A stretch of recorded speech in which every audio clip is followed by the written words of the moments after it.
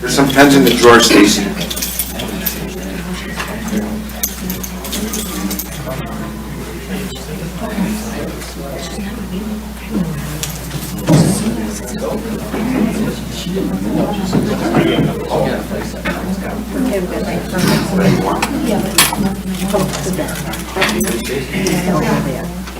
Because I have our friends in my head, so I like those special grippy pens. No, I'm fine. We're going to go ahead and get started. We're waiting on two of our board members. They're running a little bit late. This is our first meeting at 6 p.m. So, we might as well just move right along. Is Eli rolling? Yeah, you're good to go, right, Eli? So, do you want to do a roll call? Philbrook, Here? Kraft, Here. Giorgio, Here. Tremblay, and Kathy absent. I know it. One minute. Do a pledge allegiance. Of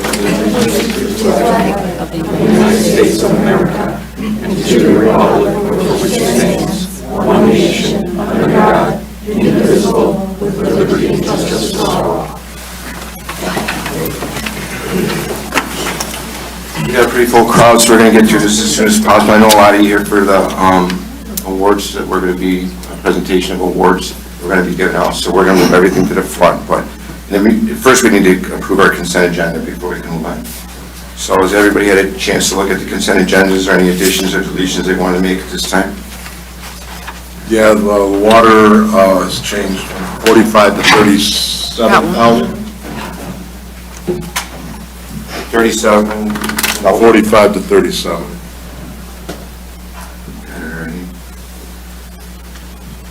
Anybody else?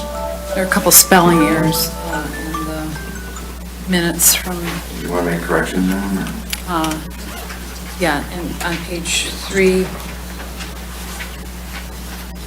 under trees, trustee Tremblay's name is spelled 3 different ways. So we'll make that correction. It's all A-Y. You might have a cut So you want to make that correction to Yes. tree preservation? yes, What is the proper spelling you want? L-A-Y.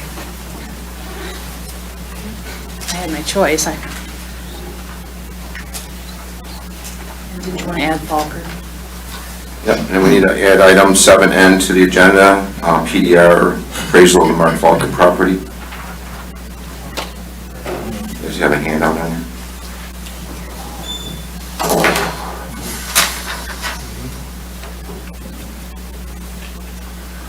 Where's that going, Mike?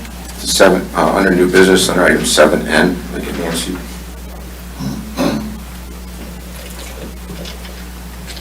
I had one question. I think that Mr. Alfonsi's here now. Mike's here now, so. Spotlight. At the last meeting, there was, we were talking about the items for the fire department. The general maintenance and small engine coordinator was supposed to be brought back in front of the meeting today. Was there any updates on that at all for the January or February? No, that was all done via email back and forth, and we were waiting, I think, for the dust to settle on a few other topics. I put it on the agenda for next month. Is that next month? Yeah. Okay, that was just in the minutes. Yeah. Welcome, Mike. We're still in the consent agenda. Do you have any additions or deletions?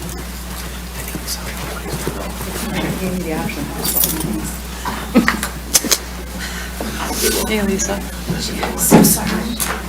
If nobody has any other changes, I'd make a motion to go ahead and approve the consent agenda as amended.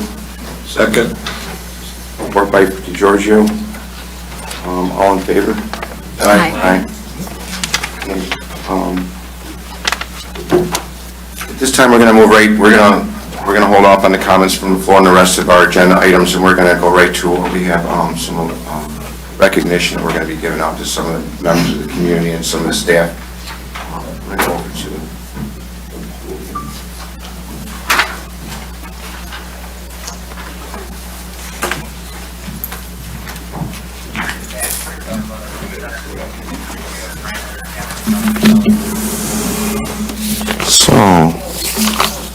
So we have a resident in our community who volunteers selflessly and without expectation of being recognized or rewarded. We had to trick him to come tonight to honor him, or he would humbly refuse to show up. His generosity and his commitment to share that most precious resource, his time and talent to show kindness and caring to individuals who are touched by his generosity. If you're not familiar with his accomplishments, you don't have to go very far. I would recommend you take a walk to the Bruce Township Park on the other side of the back parking lot. This is a work that is still in progress with the completion and dedication to come in the near future. He's installed in excess of over 20 benches, along with the concrete pads, landscaping, firefighter and veteran memorials, and just recently a flagpole. Not only did he do all the work with the help of some of his friends, he has incurred all the costs himself out of his own pocket. I think that at this time, he has a pretty good idea who I'm talking about. Ken Melton, words cannot adequately express the gratitude that myself, this board, the fire department, Parks and Rec, and the residents of this community wish to convey. Ken, please know that your volunteerism is recognized, appreciated, valued, and cherished, and thanks for all you do. If you would like to come on up, I got something for you, Ken.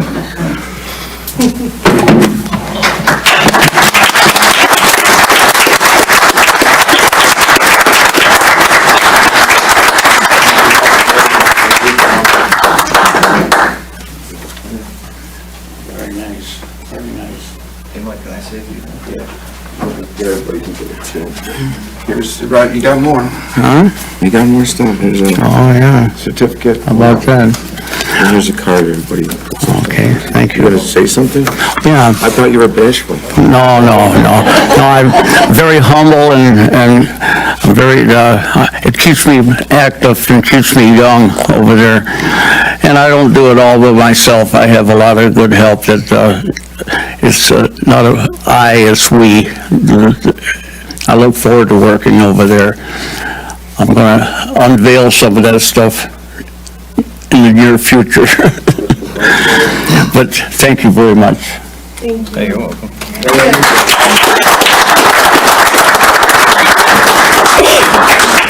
Mike and I were real similar. I just wanted to say, Mr. Melton, you're a man that takes great pride in your community, its members, and its appearance. You are full of tremendous energy, great ideas, and you are a very task-oriented individual who never ceases to amaze me. You are always positive and make those who you know or talk to feel comfortable. Thank you for your dedication to the community improvements, such as beautification to our park with all those benches to sit down and enjoy its beauty or watch a sporting event. The trees you are planting in remembrance of those who may have lost a loved one, or the removal of overgrown or dead trees and branches. The recognition of the memorial with the flagpole to fly our old glory, and to all the servicemen and women that it stands for, as well as the fire department lane you created for those who have served and lost their life. You and your team work in all weather conditions to complete each task without hesitation, supplying all materials and even installing the Christmas lights around the township and fire department.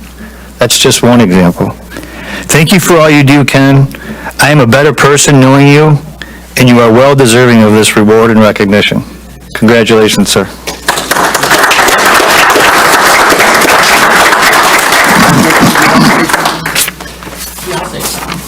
I'm going to introduce Richard Coy. He's our previous supervisor before me. He worked with Ken also.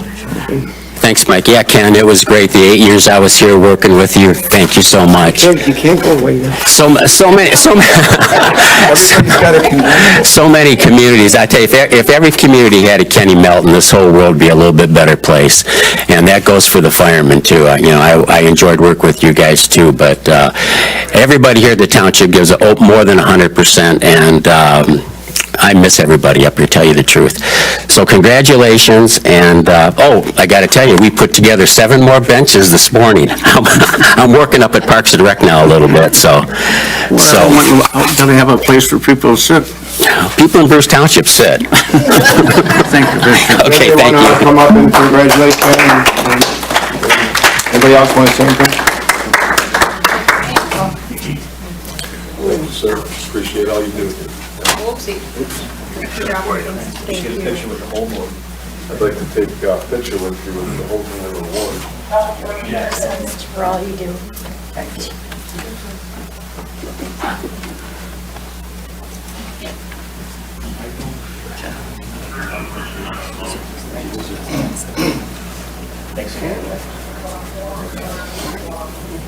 think they want to get, did they get enough pictures? Got him, you want pictures? It's on film, so. Hold this up. Let's give this to Dan, she's the bank account. You guys want to take a picture?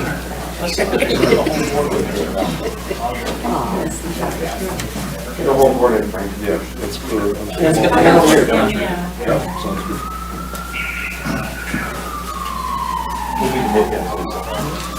Lisa and I can be on either side of them. Okay. Oh. The girls are on either side. Okay, here we go. Well, then, we don't. Looks off under there. The roses in the middle.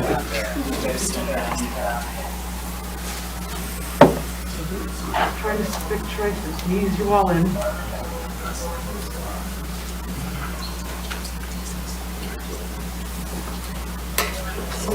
Okay. Thank you. Congratulations. Thanks, I appreciate For it. everything.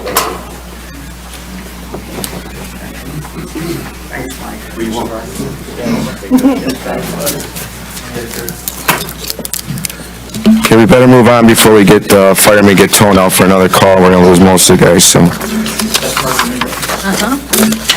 So on the early morning of December 8th, C shift was dispatched to a near fatal motor vehicle crash involving a car hitting a tree. Tonight we honored some of our members of our fire department and a resident in the community. I'm going to have Chief Wickham give more details, but first I'd like to call up firefighter Battalion Chief Medic Tom Stankiewicz. Please come up. Lieutenant Firefighter Medic Phil Reinick. Firefighter Medic Mike Alfonsi. Firefighter Medic Ron Phelps. Firefighter Medic EMT James Legree. And I don't see the resident Brian Clubb in tonight. Can't make it tonight? Is there anybody here to accept on his behalf? Okay. Even though we're going to only recognize a few of our members of our fire department, I can say without a doubt, all of our full-time and part-time personnel would have reacted the same. I'm proud of all of them and the heroes that they are. Thanks for all you guys do. Chief, you want to go on too?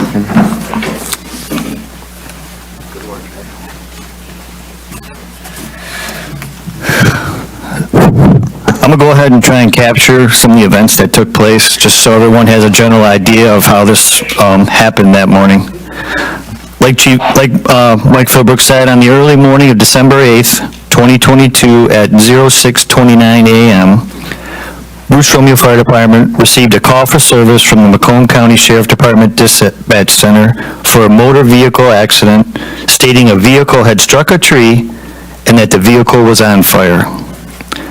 While our units were responding, the Macomb County Sheriff Department dispatcher provided an update to the situation to report the fire was spreading and the occupant is trapped inside, unresponsive and moaning. Battalion Chief Stankiewicz arrived on scene in Alpha 2, which is our advanced transporting ambulance, to confirm the report. Vehicle is on fire and patient is trapped, matching the bystander's accurate account of the report to 911. Battalion Chief Stankiewicz could see that the patient was moaning and in distress. Observing that the driver's door was compromised and would not open without extrication equipment, BC Stankiewicz grabbed his water can and sprayed down the interior of the vehicle around the patient to buy time until an engine arrived on scene with the needed equipment. Battalion Chief Stankiewicz then radioed to all responding units that the fire was spreading and patient was still trapped. The bystander on the scene was also trying to assist Battalion Chief Stankiewicz with the extrication during this time. Firefighter EMT James Legree arrived on scene in Engine 4, approximately 2 minutes after the arrival of Alpha 2 with BC Stankiewicz, and radioed back that from his vantage point that the vehicle was fully engulfed in flames. Because of the quick initial action to use the water can, the patient was still being protected from the fire due to the contents of water and foam mixture applied by Botanici Stankwitz. But the fire continued to spread. Firefighter Legree immediately deployed the front bumper hose line and charged the system with the onboard water supply. Botanici Stankwitz then ordered Firefighter Legree to get the Hearst tools, otherwise known as the Jaws of Life, to remove the driver's side door. Without any hesitation, Firefighter Legree grabbed both the cutting tool and the spreader. Mind you that these tools weigh 50-plus pounds apiece, and he went to work on the door. While Botanici Stankwitz began fighting the fire, they then, with the deployed then hose line, spraying a fog pattern into the interior of the car for the patient and for Firefighter Legree while he worked on the door. Due to the location of the fire and the lack of room on the driver's side door, due to the crash, Firefighter Legree, working on the extrication, that this was best done alone. Battalion Chief Stankwitz recognized that Alpha 4 had arrived on scene with firefighter medic Ron Feltz and ordered him to pack up. Pack up means wearing the self-contained breathing apparatus with our air and our mask to prevent you from IDLH atmospheres, which is immediate danger to your life and health by breathing in toxins. So Battalion Chief Stankwitz ordered Mr. Feltz to put on his breathing apparatus prior to coming to the vehicle for assistance. Battalion Chief Stankwitz and Firefighter Legree previously both went into action, leaving them no time to put on their self-contained breathing apparatuses. Firefighter Legree then yelled, he needed help now. Battalion Chief Stankwitz made his way through the smoke to help Firefighter Legree, who had opened the door, extricated the patient from the vehicle, and he was then lying on the ground. Battalion Chief Stankwitz and Firefighter Legree picked up the patient and placed him on the cot, at which time Battalion Chief Stankwitz then developed some difficulty breathing, coughing, became dizzy, and was experiencing some chest pain, and he was no longer able to properly function due to the smoke inhalation. Firefighter Legree took over as the command of the event at this time. Lieutenant Roniak arrived on scene in Engine 3 and came around to the driver's side of the vehicle and was told to check out Battalion Chief Stankwitz and get him into the Alpha, or our ambulance. Firefighter medic Alfonsi, who also arrived on scene, coming from his home in Almont, was told to get into the ambulance or the Alpha and prep for patient care. Firefighter medic Feltz and Firefighter EMT Legree loaded the patient into the Alpha and patient care began. This was all done within 17 minutes of the Macomb County Sheriff dispatch notification. Scene command was then turned over to Firefighter Lieutenant Roniak to continue the fire suppression efforts. Firefighter Legree became a part of the Alpha crew now, while Mr. Feltz drove to the hospital. During the transport to Troy Beaumont Hospital, Legree and Mr. Alfonsi managed to take care of both the patient and their battalion chief, Tom Stankwitz. The patient was safely delivered to the ER at William Beaumont Troy, where they immediately began further patient care. Battalion Chief Stankwitz and Firefighter Legree were evaluated and treated in the ER after the patient was turned over to the staff. They were treated for smoke inhalation and other testing. This crew that day performed at a very high level, putting themselves in harm's way for the safety of a complete stranger. This is what they did, and this is what the entire department, board, and community should recognize. Great job, guys.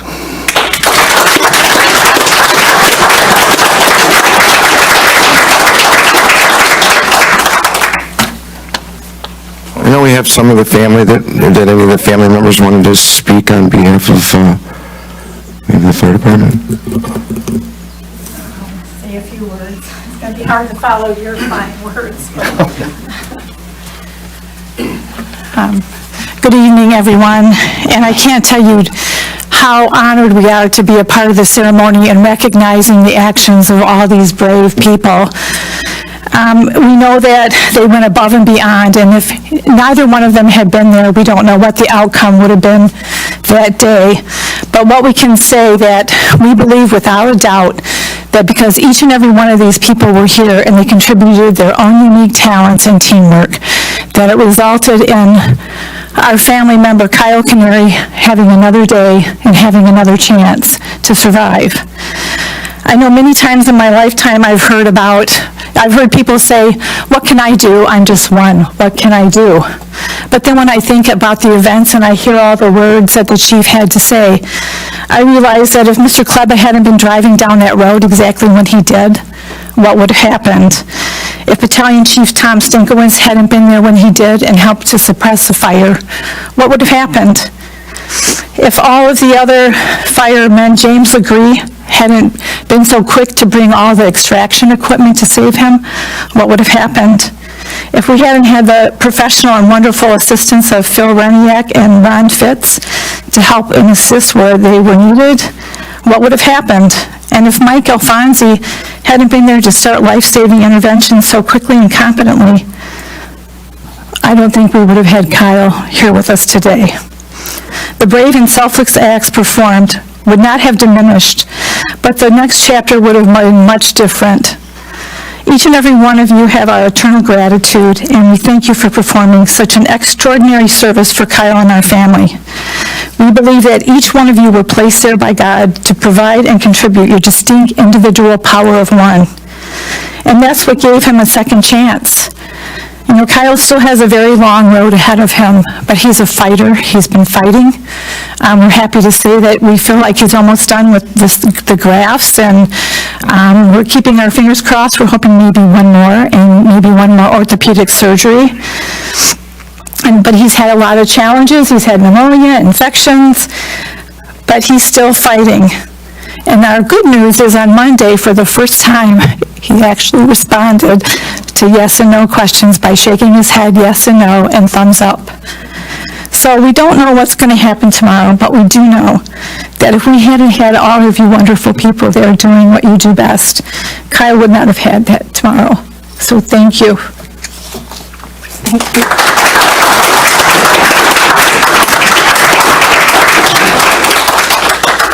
Did you guys have anybody want to say anything? No? You want to go ahead and name them? Sure. So, just for Brian, is that here? Go ahead. Mr. Legree?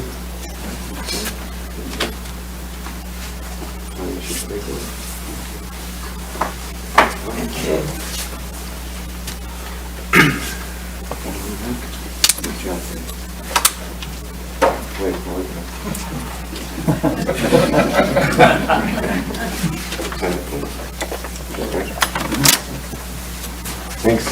Great job, guys. Well done. Thank you.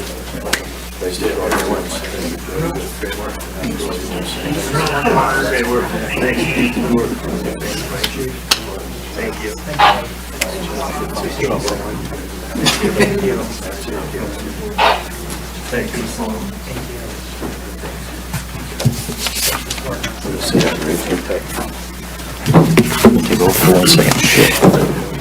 So, I can speak for my guys, and every one of them here will tell you they're not a hero. It's our job. This is what we do. And I agree with them. But I can tell you firsthand, there's a family back here, and my family wants to thank you because you are heroes. It wasn't just the one family. My family thanks you too for everything you did for me and for them. So again, gentlemen, thank you. These are your true heroes right here.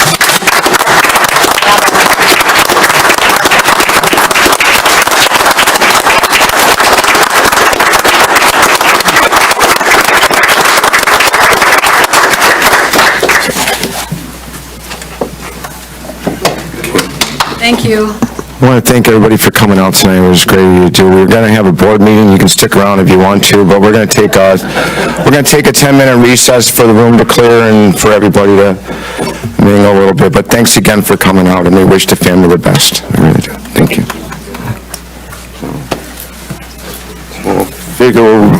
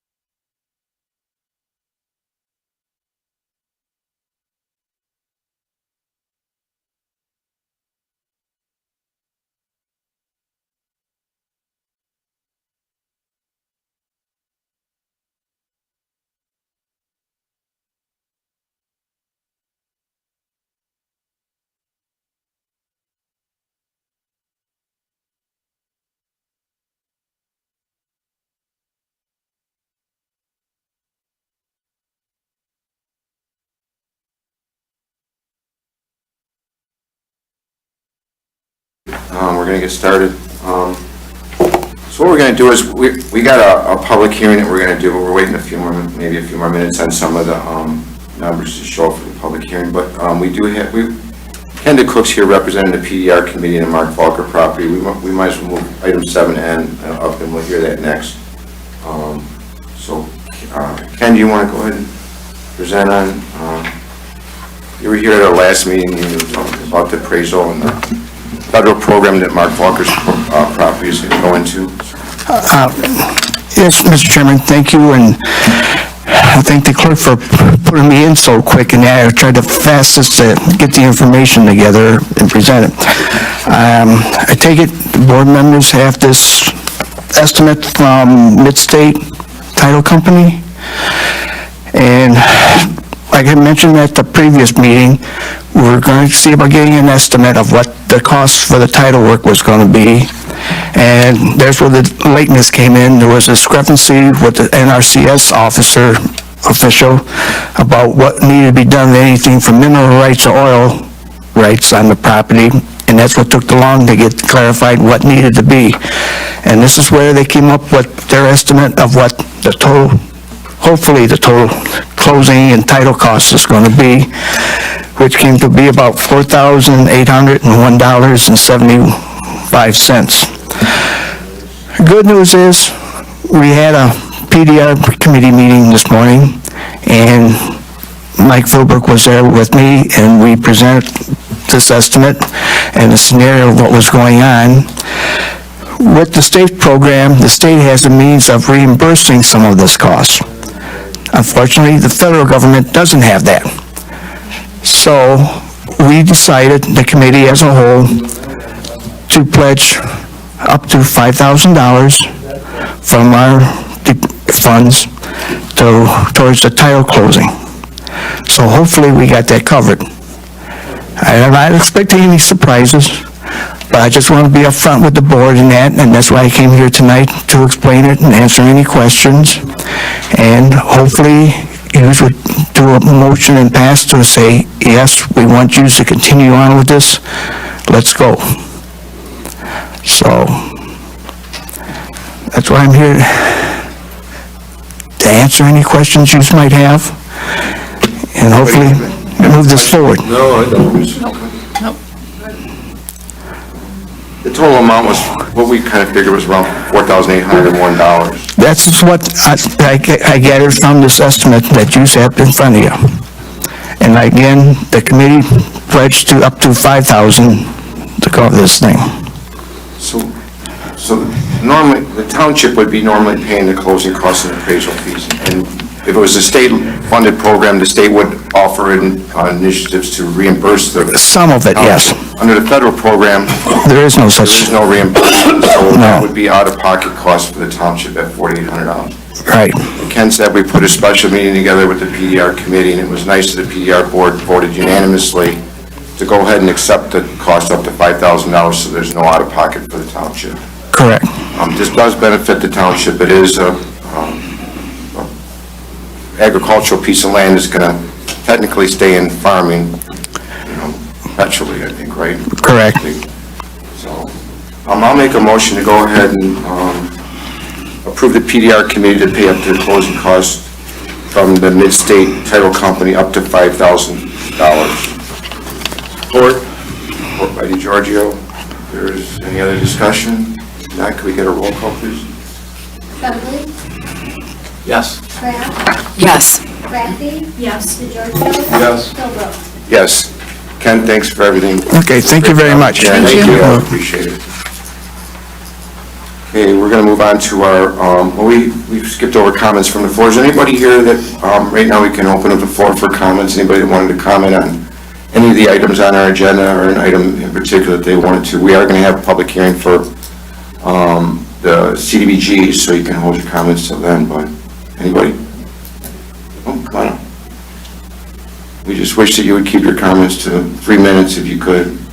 I should be able to get it in 4 Okay. minutes. Got a lot of paperwork there. I made copies in case there was an issue.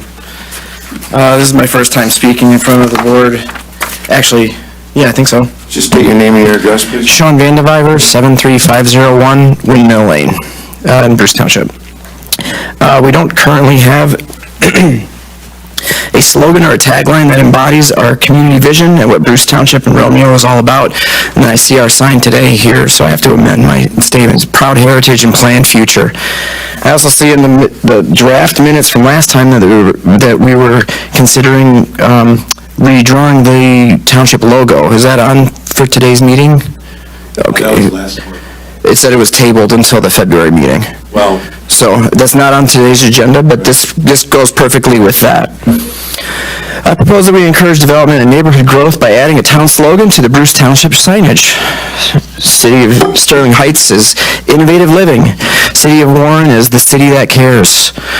Their website says, "The city that cares. This is how I want the residents of Warren to feel about the services that the city provides." In our broader scale, Pure Michigan is our state slogan that encourages outdoor activities in and around our beautiful Great Lakes. I propose that we add a township slogan tagline to encourage growth and development in our community. I have a few suggestions that the board might consider. Bruce Township, get high before you go up. This addresses all the commuters going up north through Romeo that they should make a quick detour to get their necessary rations. Bruce Township, the best weed north of 59.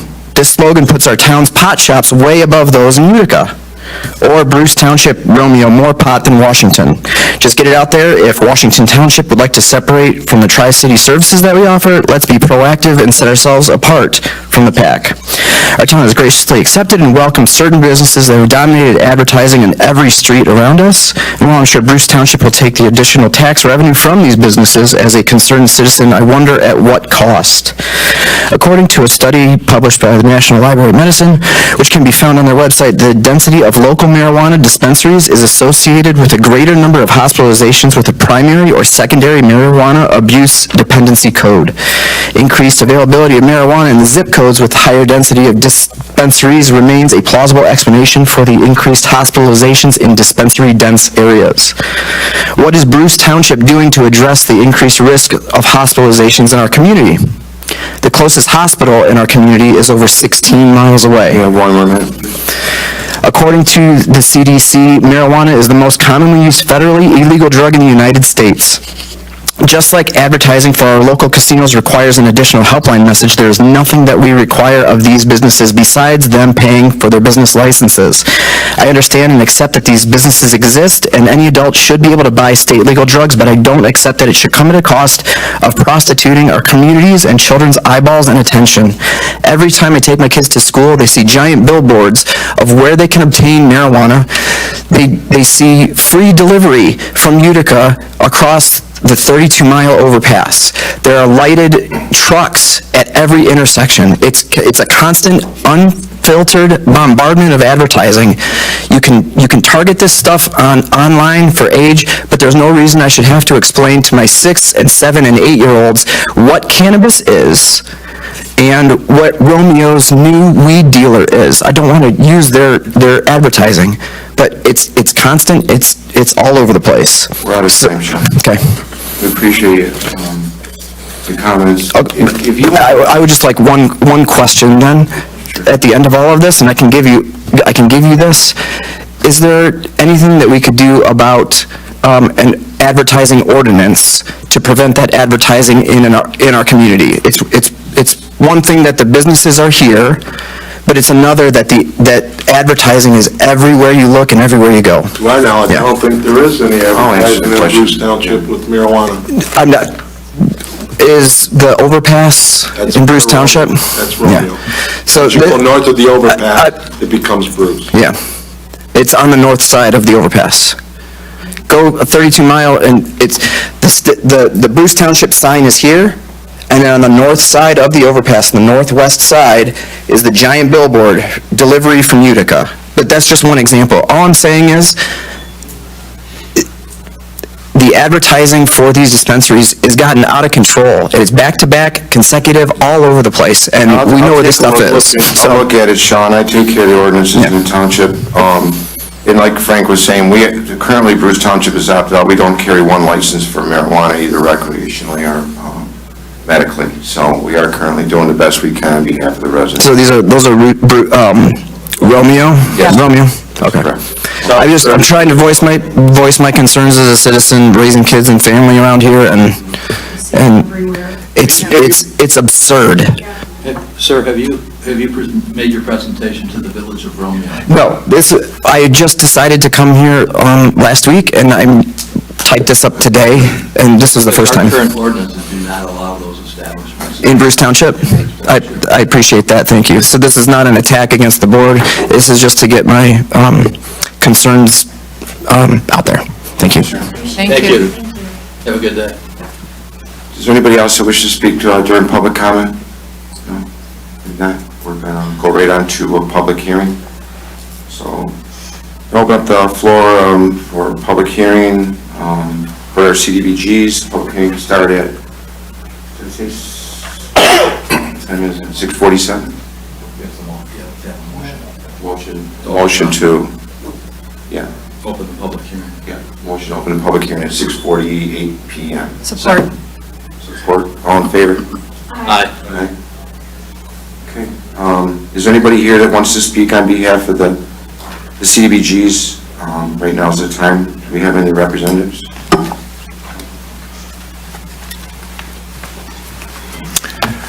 Good evening to the Township Council. My name is Scott Andrews, and I'm a coordinator for Interfaith Volunteer Caregivers. We are one of the public service organizations that had submitted requests to Bruce Township for CDBG funds. Our organization, Interfaith Volunteer Caregivers, is a nonprofit charity that just celebrated 30 years of operating in Macomb County. And we work to support helping senior citizens and disabled adults. And our assistance is done utilizing citizens and persons who want to volunteer and give back to others like their neighbors. Our organization has recognized, as we all know, that the number of older adults in Macomb County has been rapidly increasing, and as years go by, the need for more support services due to those that struggle with the frailties of age, chronic health conditions, and disabilities continues to grow. We have been providing for a number of years all sorts of free basic assistance to these hundreds of frail, older, physically challenged adults, trying to help them remain safely in their own homes. So as an organization, I coordinate 120 rides for seniors to get to and from medical appointments, because quite often the bus services and other things just can't necessarily help them do door-to-door or help them when their doctor appointments fall outside of the areas that they currently live. We also helping seniors with chores, respite breaks, and then certainly the last number of years, there's been an increased need for assisting them with their loneliness. What I provided you some information on is we have a Safe at Home program where we're able to do small basic repairs or chore services where the seniors may not be able to manage it on their own. And because that is helping the low-income and moderate-income seniors, it is something eligible for CDBG funding.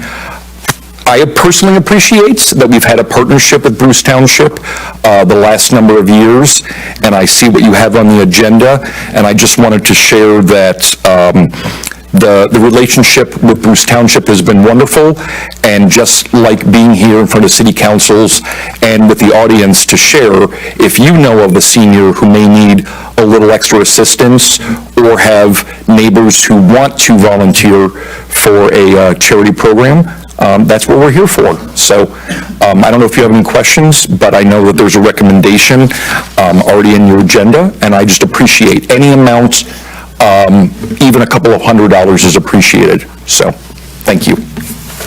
Thank you. We do carry your information in our foyer with all the other brochures we got out there. So Wonderful. if you wanted to check to see if we needed anything refreshed, you could. I will certainly do that. Scott, I got a quick question. Yes. What's the scope of work that you will provide this evening? So it is a limited scope because it, quite honestly, are volunteers, so it'd be like a a retired handyman or someone who's willing to go over there. If a senior needed a railing tightened because it's become a hazard, that's easy to do with anyone's home household tools. If they needed a whole railing installed, we may have some volunteers who are willing to do that some weekends, but then the senior would have to hopefully come up with the money for the supplies itself. So little maintenance, as we said, putting in, what do we call it, the storm windows, but they don't fix the screens themselves. They would bring it to a shop. So, yes. Thanks, Scott. Next. Good evening. My name is Martha Phillips. I'm here on behalf of Samaritan House. I'd like to read to you a letter from our director, Kathy Wojcik. Dear Supervisor Mike Philbrook and the Township Board, it's been a very busy year here at Samaritan House. Over the past several months, we've seen a 25% increase in requests for help. With the rising costs of just about everything, it deeply impacts our low-income clients. Because of the generation of our community, we are able to continue to meet their needs. This mission takes shape in our work of fighting hunger and building bridges to stability for at-risk families. We've served the residents of Bruce Township since 1995. We continue to offer our special programs at Easter, Thanksgiving, and Christmas, as well as backpacks, summer nutrition, and our coat and boot program. In preparation for the upcoming CDBG hearings, please see the attached for specifics on the help we provided for residents of Bruce Township. We ask that you grant our request to disperse $2,000 in Community Development Block Grant funds to Samaritan House. We will steward these funds and continue our work of serving your constituents who are at risk of hunger, eviction, and utility shutoffs. Thank you for your consideration of our request. We look forward to your response. Thank you, ma'am. And she has some additional numbers here, but I think you guys have this flyer.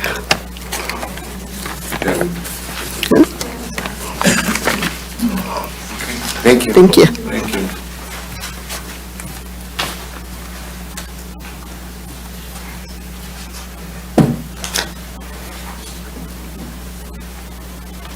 I have some materials. Sure.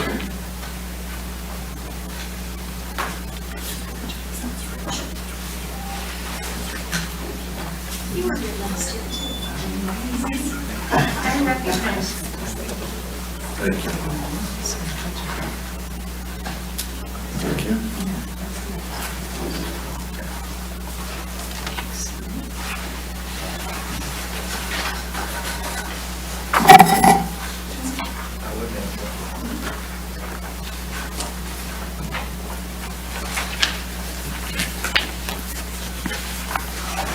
Good evening. My name is Dory Vasquez-Nolan, and I'm the Executive Director of Care House, the Macomb County Child Advocacy Center.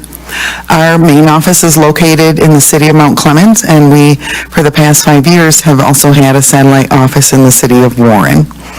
Our goal is, we're the only agency in Macomb County that provides a comprehensive response for child victims of sexual abuse, physical abuse, and for children that may have been a witness to a violent act. If you see anything in the paper, usually about a murder or a violent crime in Macomb County, and there were children in the home, it's more than likely that they are coming in for a forensic interview. Our goal is to minimize the trauma that is typically associated with child abuse investigations, which used to involve many different interviews by many different people in a lot of different places, and then to support the child and non-offending family member through the investigative and prosecution phase and on the road to healing. We are an accredited member of the National Children's Alliance, and we are one of over 900 accredited centers in the United States. We work with all law enforcement jurisdictions in Macomb County, as well as the FBI, Homeland Security, and Immigrations and Customs Enforcement. Those federal agencies usually work with us in cases of child pornography, human trafficking, and technology-facilitated crimes against children. We also work closely with Children's Protective Services, the Macomb County Prosecutor's Office, and medical and mental health professionals. Our services include the coordination of forensic interviews, trauma-focused therapy sessions, crisis counseling, child safety assessments, support groups for the child and non-offending family members, family advocacy, access to forensic medical examinations if that is determined to be helpful for the child or the investigation.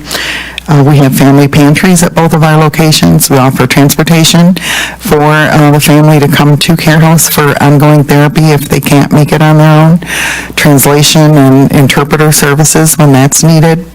And as the local council in Macomb County for the Michigan Children's Trust Fund, Care House also offers child abuse prevention information and training for professionals who work with children and for the community at large. Families are never charged for any of the services that they receive at Care House. And we're also very proud that according to our most recent financial audit, 89 cents of every dollar that comes to Care House is devoted specifically towards our programs that serve families. Almost 3 kids in every Michigan classroom and over 20,000 of all the children in Macomb County today are living with the trauma of sexual abuse. We know that the numbers are surely much higher because sadly, most children never tell. Living with sexual abuse is a reality for children of every race, gender, and economic status. Many of the parents who come to Care House disclose to us that they too had been victims of sexual abuse but never told anyone or received support to help them heal. If a child chooses you to share their disclosure, recognize that it's very hard for them to come forward, and that in you they found a person that they feel that they can trust and that will protect them. We know it's very hard to hear a child's story of abuse, but your initial reaction is very important. And I've shared some information with you. If you have children, or you can pass it on to people who have children, how you react to that initial disclosure has a lot to do with how much the child will talk about it again, and how they will heal from the abuse. Always report any suspicions of abuse. It is our job to help keep kids safe. Since we opened in 1996, we've conducted over 10,000 child forensic interviews, and 39 of those children were residents of Bruce Township. In 2021, we conducted 728 forensic interviews serving 5 Bruce Township families. And last year in 2022, we conducted 704 forensic interviews with 3 children residing in Bruce Township. So far already this year, we've seen 2 children from Bruce Township. We do depend on the support of our community to provide a voice for child victims and a safe place for them to be heard. We really do appreciate the partnership and support that we've received in the past from Bruce Township. And this year, we respectfully request consideration in the amount of $1,200 that would support services for 2 qualifying Bruce Township families. Of course, we would be grateful for any amount that you might be able to send our way. And for more information about Care House, we invite you to visit our website at www.mccarehouse.org and to like our Facebook page for events that we put on through the year. I'd be happy to answer any questions, and thank you for your time. Thanks, Tori. Anybody have any questions? Okay. Anybody here from McCrest at all? This Representative McCrest? So is there anybody else who wants to speak in regards to CBGs under a public hearing? No? Now I'll make a motion. Close public hearing at 7 p.m. Second. Support by Giorgio. All in favor? Aye. So you guys have all your information in front of you from all the 4 applicants that we did have, 3 of them which you did hear from tonight. Unfortunately, they're asking for more money than we have allocated to go ahead and to disperse, so we're going to do the best we can to try to make it as fair as we can. There is a suggested sheet on that everybody's got in front of them as far as what some of the suggested amounts were. If anybody wants to comment on that, and you also have what we did disperse last year per charitable organization, and is listed at the top of each applicant.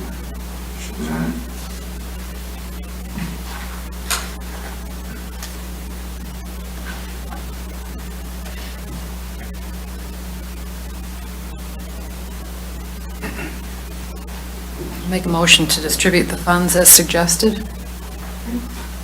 I wasn't sure if that was asking for us as a board to make recommendations. Personally, I'm very impressed with all the organizations that are showing up tonight. I would propose, and I'm very, Can I just make a protocol suggestion? yes, talking We to the did have a mic. motion, we should second and then Okay. discuss. Okay, that's fine. But are you going to change the amounts? Is that what you're proposing? That's what I was proposing, yes. And nobody made a second, so. You want to rescind your motion? Susan's going to, go ahead. I think we'll just rescind the motion and maybe that's okay. I would just like to propose that for the service providers that have taken their time to show up tonight, I would prefer to give them the full amount that they have requested. And although McRust and I have been a volunteer for that program for several years, also does wonderful work, I think that they may have possibly more organizations that they can obtain funding from at this time. That's my recommendation. So give Care House the 1,200? Give Care House, and the other thing is Care House is humbly requesting that we donate or in increments of 600. So we would need to give Care House the 1,200. So then McCrest 1,400? Yeah, we said 250 for interfaith volunteer caregivers. I'm not sure what the difference of the $46 would make between the 250 that we only have the 48. Yeah, I can give you that. So we're going to go $1,200 to the Care House. You're recommending $296 to interfaith volunteers. Why don't we just keep the 250 at the interfaith, because it's got to be an even number. Well, it's not, they're asking for $296, so it's not even. I know, that's what I'm then saying. the remaining 1354 to be towards McRest. Did I understand you right, Lisa, that you said McRest doesn't have as big a need? I'm not saying that they don't have as big a need. I just think with all the donations and the involvement in the local churches as well, that they are privy to probably more private funding than perhaps some of these organizations currently are. That was I don't think that there's any less of a need because Did you know that their expenses are up tremendously because of COVID? Yeah, I do know that. Did you know that they have a housing unit that they have? They just built a huge men's shelter, yeah. They don't have a huge men's shelter at all. They don't have a men's shelter. What did they just build? That was for women and children. Oh, for the women. So I would disagree with your statement there, and I don't agree with your distribution. Okay, And what the would you reason propose? I don't agree with the distribution is because even the proposed one is a significant decrease to McRest. And I know that they still need funds because they would like to make a men's building, but they're at least 5 to 6 years away from doing From it. that. And it's, We did give them 1,200. It's up a little bit if we gave them the 1,354 from last year. I'm just looking to see what we did last year. 1,200 from McCrest last year. what did we give last year to each of these organizations? It's on your application sheet, Mike. 1,200 to And the McCrest. interfaith volunteers, we gave Do I have that? Yes. $222. don't think I have For that. McRest, we gave When $1,800. did we get that? And Oh, it is? for Care House, we gave $1,100. And for Yeah, so we gave 1892. Samaritan McRest. House was $1,638. We We gave, it gave 1,200 McCrest last year. says 1890. Where you seen? Oh, up at the top, but down here it's listed as 1,200. It may have been, that may have been the proposed amount then? Where does it say? That's what they're requesting. Down below, note of concern. That's, It makes make a proposal, Mike, then. That's a 20. Well, I was okay with all the amounts, except I would have just flip-flopped $200 between McRest and Samaritan House. Because I know McRest Samaritan and House Samaritan helps the poor locally. Right in, yeah, the local, that's. what McRest I helps wanted. homeless and helps get their feet back on the ground. Yes, they're only allowed to be in there 90 days.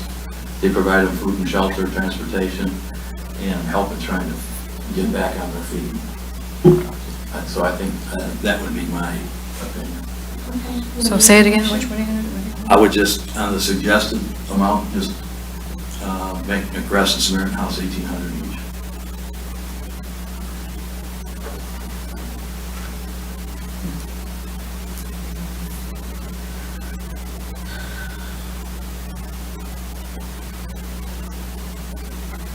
Yeah. And so you're saying take the $200 out of Samaritan House, give it to Care House, so we're giving them $1,200? No, that's not what I said.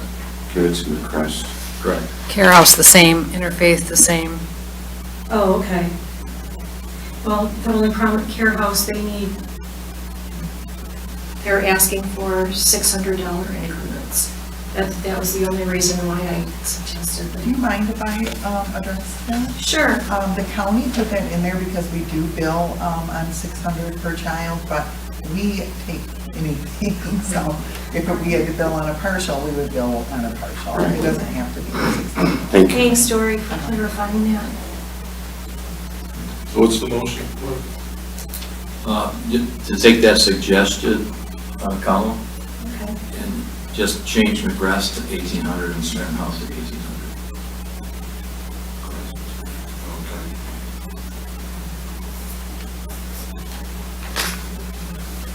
And I wish there was more, because I know all of the organizations. They are could great use organizations. help. Support. So did you make that motion then, Mike? Yes. You have to make a motion per individual. Dana, did you recall? No, you still hold distribution. Good. How much are they listed out?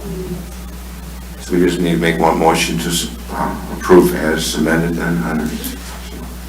You want to make that motion then, Mike? I'll make a motion to modify the suggested amounts for McRest to 1,800 and Samaritan House to 1,800. And keep Care House at 1,000 and Interfaith Caregivers at 250. Support, Susan, did you say? Yeah, support. Is there any other discussion? If not, can we get a roll call, please? Graffy? Yes. DeGiorgio? Yeah. Philbrook? Yes. Kraft? Yes. Hardwick? Yes. Everybody, thank you for coming out tonight. I really appreciate it. Thank Wish you a you. lot of luck. For all you do. Wish we could have more that we could get to you. We appreciate what you do. Feel free to put some brochures or whatever you want to. And keep it info. Thank Thank you. you. Thank you.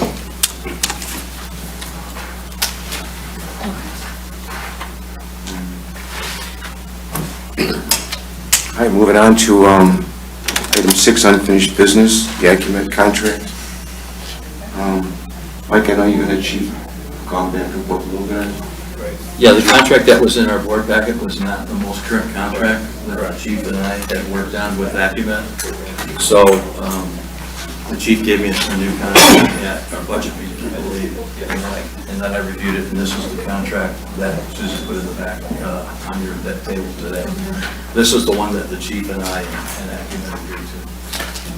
And if everybody's okay with it, I would just make a motion to accept it as in our packet. Support. We're by Giorgio. Thanks for everything and the hard work, both of you. Can we get a roll call, please? Philbrook? Yes. Kraft? Yes. Graffy? Yes. DeGiorgio? Yes. Hardwick? Yes. Moving on, item 6B, the spongy moth. Is Linda Stout here? Yes. Oh, hi Linda, sorry. It's an exciting meeting. That's why Terry loves to come to these, you know. We like to keep her here, yes. Terry's in Florida, so we shouldn't feel too bad for Terry. Oops, I brought up the wrong piece here. I'm just here if you have questions. So Terry did do a presentation on this prior. Now we have in front of us the total cost. Go ahead, gypsy moth sprayed, I'm sorry, spongy moth sprayed this year. Looking at qualified acres is 110.9. Cost of spray is $130 per acre, which is a grand total of $14,417 that we would need to pay to hopefully eradicate the gypsy moth, or the spongy moth, finally, once and for all. Excuse me, Mr. Chairman? Yes.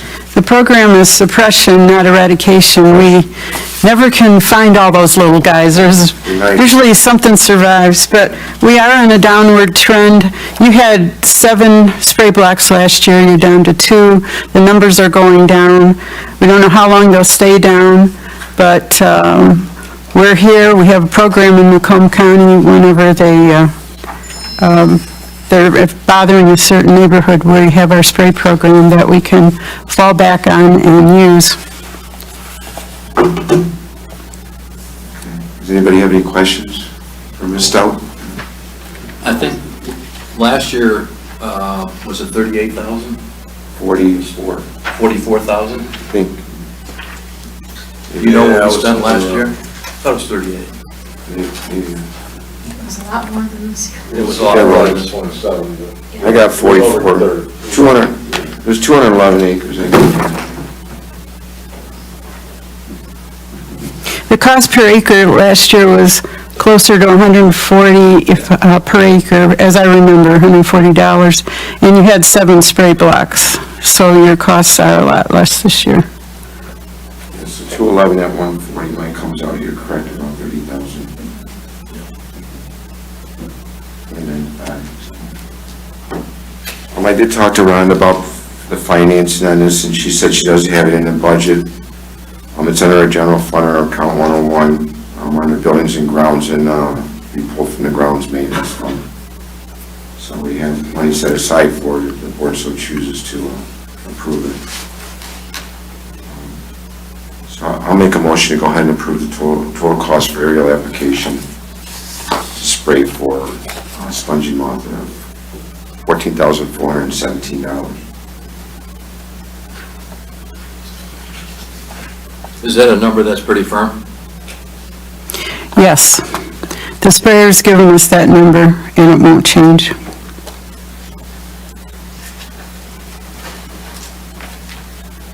I'll support it. Support from Lisa. Is there any other discussion? If not, may we get a roll call, please, Dana? Tremblay. Yes. DeGiorgio. Yes. Kraft. No. Crafty. Yes. Brooks. Yes. Motion carries. Thank you. Thank you, Linda.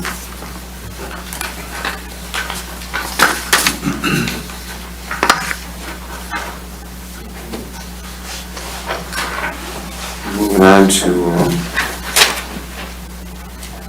item 6C of unfinished business, Orange Cloud agreement extension.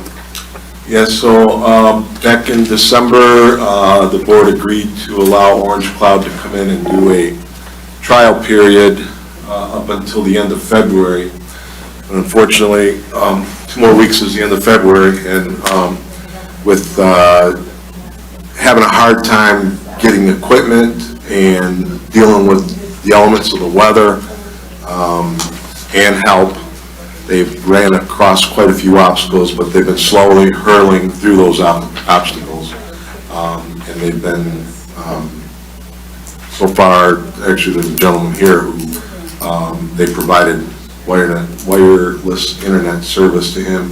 He lives over at 33 in DeQuinder, is it? 36 in DeQuinder. 36 in DeQuinder, which is a very bad area for internet. And so they installed that, I believe, Sunday. Yes, I'm going to say. Yeah, go ahead.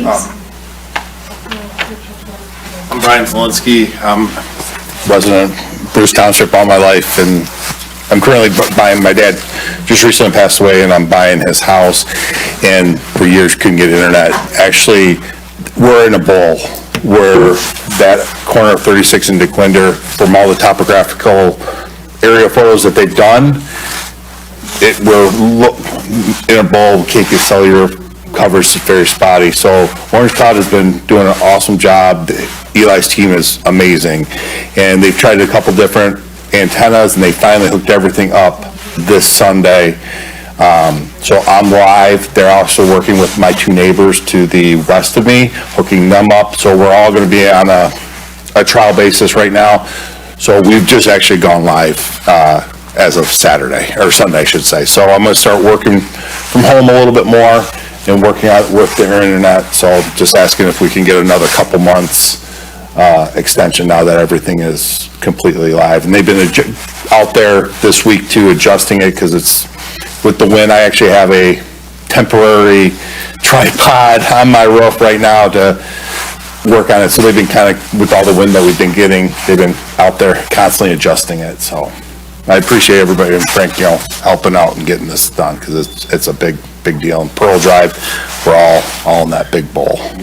So Orange Cloud is working with Brian as well as a couple of his neighbors, like you said. There's also a couple homes around Heather Hills, which is also a very bad area. They're working with Heather Hills Golf Course as far as getting some equipment out there to them. So everything is moving in the right direction. It's just taking some time. So basically, I'm here to make a motion to extend the trial agreement until May 31st. Support. Support by Craft. Is there anybody have any discussion or any questions? No? I just had a question. It's not related to the extension of the lease, but one day I was here and it looked like they were putting equipment on the obsoleted tower. That tower's not obsolete. I mean, it's obsolete to Macomb County because they had all their equipment on there, and then they took it off and put it next to the fire station. But the previous wireless internet company had a dish up there to provide wireless service to free internet service to people in the park that want to come and sit in the park and play with their laptop. Was that Solveras, or Yes. is Air Advantage continuing that? Well, yeah, so it's been continuing all along. So we've always had equipment on there? Yes. Okay. Yeah, so they put a better antenna up there, not, because the other one was pretty old and outdated, so they put a new one up there, which is supposed to provide better service. They also put another antenna that's going to give you 360 degrees coverage, so that way they can maybe capture some of the resident, the commercial, as well as some of the area around here. So there's no intention of taking that tower down, because I had heard at one point that tower was going to come down. Chief, you're not aware of that tower coming down? No, we took our other one down that was right behind the building, but. This one's going to, okay, so there's no intention, okay. Thank you, that clarifies it for me, Frank. Yep. I'm good. Thank you, Brian. Thank you. Yeah, thank you. Thanks. So we got motion, I think you have a second to. second by Susan. Is there any other discussion? If not, can we go ahead and get a roll call, please? Philbrook, Yes. Raffy, Yes. Tremblay, Yes. Kraft, Yes. and Georgia. Yes. Motion passes.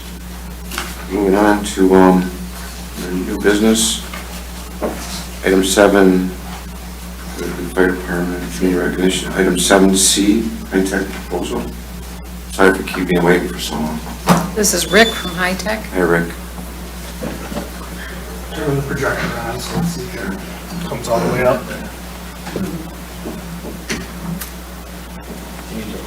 You need an extension cord. Yeah. You can move the podium, Rick, if you want. You want to move the podium or Rick, go ahead. It's fine. Want me to get the lights on? Your call. No.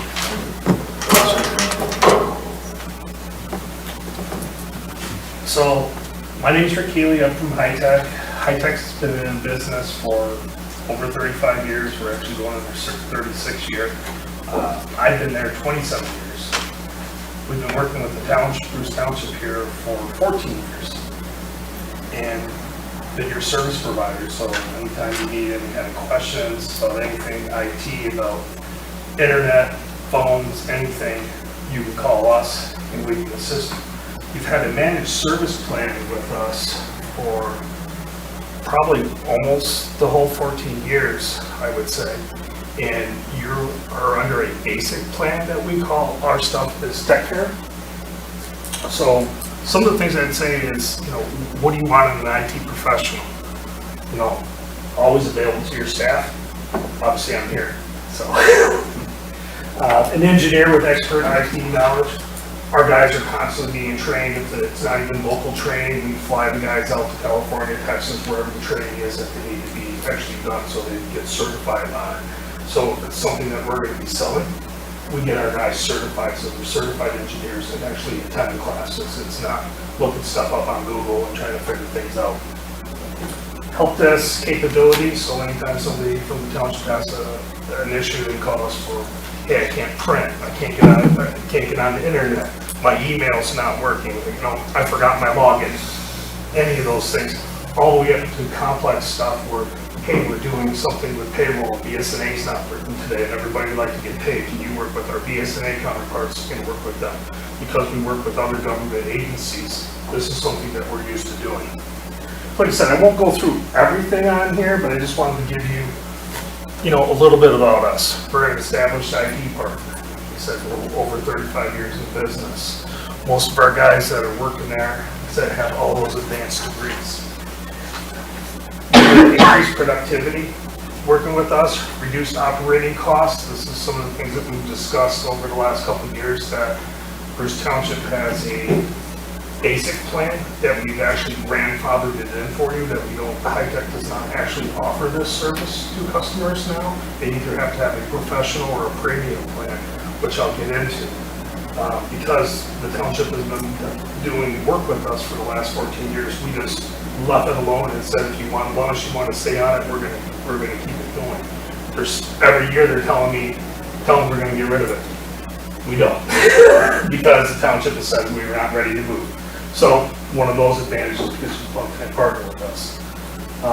Always, like I said, some of the same thing we went back.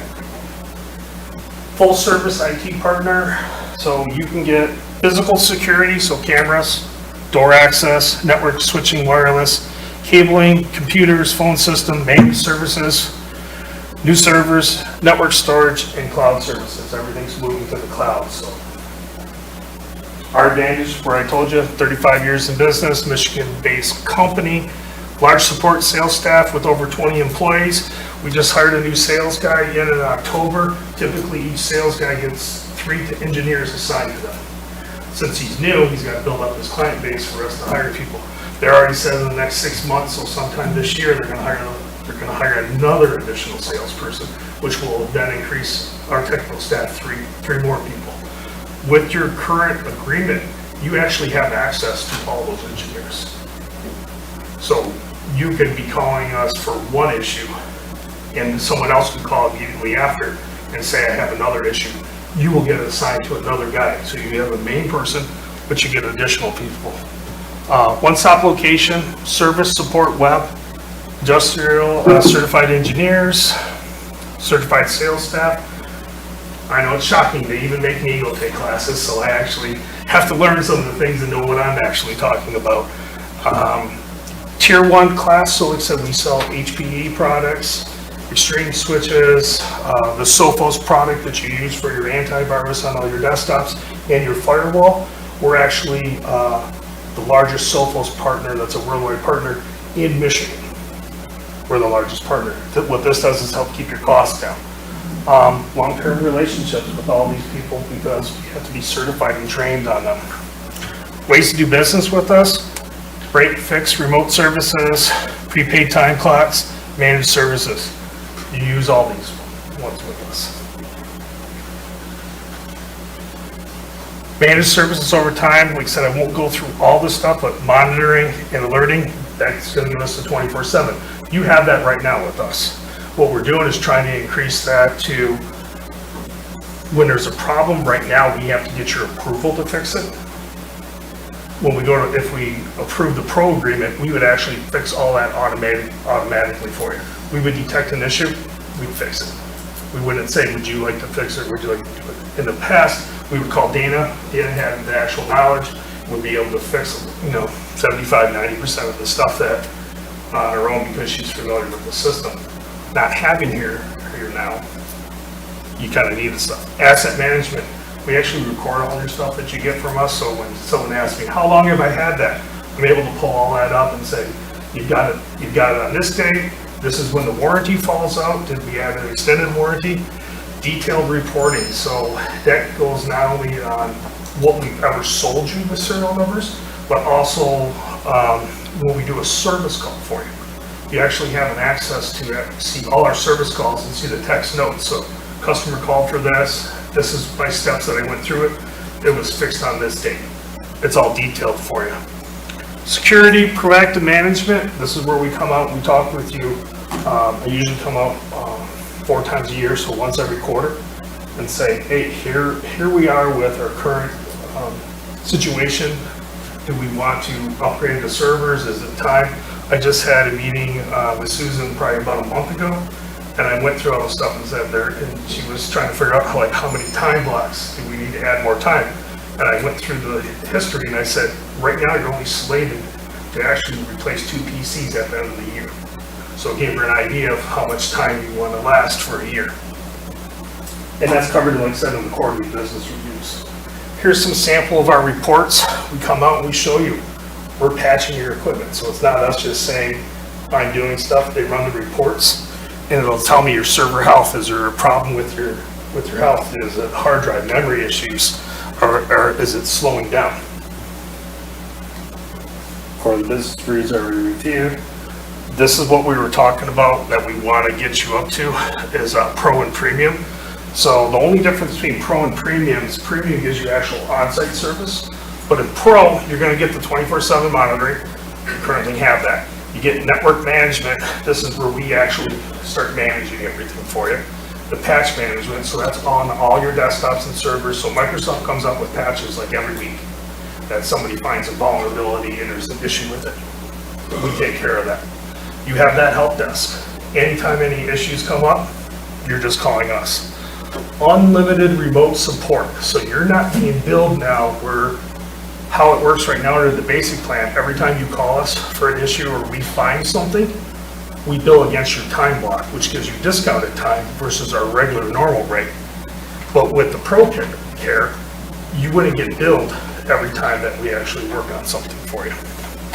Unlimited, or the free antivirus, you actually already have that in there, so like the cost difference from going from basic to Pro, some of this stuff is already built in because you're paying separately for it, but now it's part of this agreement. Same thing with the anti-spam, the XDR, free content filtering, you pay for that right now too. So anytime emails are coming in, we're filtering that out to remove like any kind of port or anything that you've set up for us to remove. Phishing threat, we'll send it out. We usually do it once, twice a year, but you can activate it at any time. We'll run a campaign for a month and send it to all the employees that are set up with their email to see if anybody's a happy clicker and clicks on things. We give you then the report and say this is what they're clicking on. They click on 10% of the stuff, 90%. And then for the people that are the happy clickers, we actually go in there and actually give them training on how to catch these things so they're not clicking on it. I usually tell everybody everything's a scam. Don't click on the things. You gotta be very careful. Annual network analysis. We run that free for you. We just come through and review everything just like we would walk into a new customer to see actually what is on your network, if anything's changed, if there's anything that we can find to improve it, and we give that report back to you for free. There's no cost to that. Quarterly backup checks. So right now under the basic plan, we're monitoring it and we're seeing that you have it, but we're not actually checking to make sure that the backup you had from 3 months ago actually works. So the quarterly backup checks were, we would actually then, without being charged to you, verify that if I had to restore it this day, would the restore work? Quarterly business reviews, I already talked about it. We said we come out every quarter and talk with you. You get a client portal so you can actually review all your service calls with us. And the only difference, like I said, is a premium. It gives you everything above, except for now you have on-site to be able to work for it. But 95% of the stuff we can do remotely, unless it's, a screen broke, a hard drive failed, something's wrong with the server that we have to come out, but everything's basically done. This is our proven process. We come in, we assess what's going on your network. We design a solution, get your approval to implement. We onboard everybody so that everybody can get set up on it. manage your network, and nurture. You guys already have all this with us.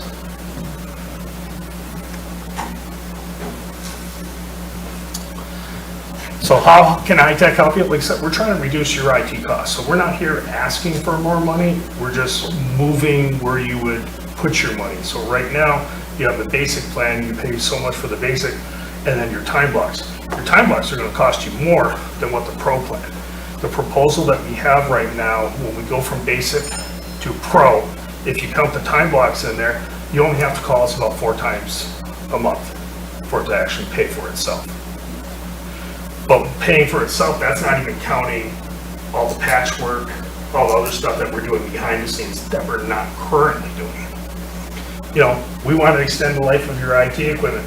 We want to find out, like I said, if we get an alert that one of the fans aren't spinning on one of your hard drives, or your power supply, something. We get all these alerts back. Right now, we have to report back to you. We'd like to be able to just fix those things. And what we do, if it's like a server and it already has the warranty, we come out and then just fix it under the warranty. But we got to be able to see all this. Improve your network security, like I said, because we're monitoring it now 24/7. I know the second your internet disconnects. I know the second something happens with your server. My guys, even though they're not sitting there 24/7, there's always 1 or 2 techs that are on call every single day. And they actually have like 5 minutes to respond once they get an alert that something's going on, and they will call your contact and say, hey, I've been dispatched to this, what is the issue, do you need me to come now? And then they'll tell you it's either part of your agreement or it's not part of your agreement, and this is what the cost is. You know, we're watching out for protecting your company data. You have that with our backup solution. So the way our backup solution works is if someone starts trying to write over your data, we're instantly get that reported, and it actually reverts back to what you already have on there. So it doesn't let anybody come in and hack your stuff, it restores it. And that does it here locally and in the cloud. We can help plan your budget and sit down with you. What are we planning to do in 2023? Are we adding cameras? Are we doing something with access points? Are we adding door access? We sit down there and it doesn't cost you anything. We just come out and meet with you.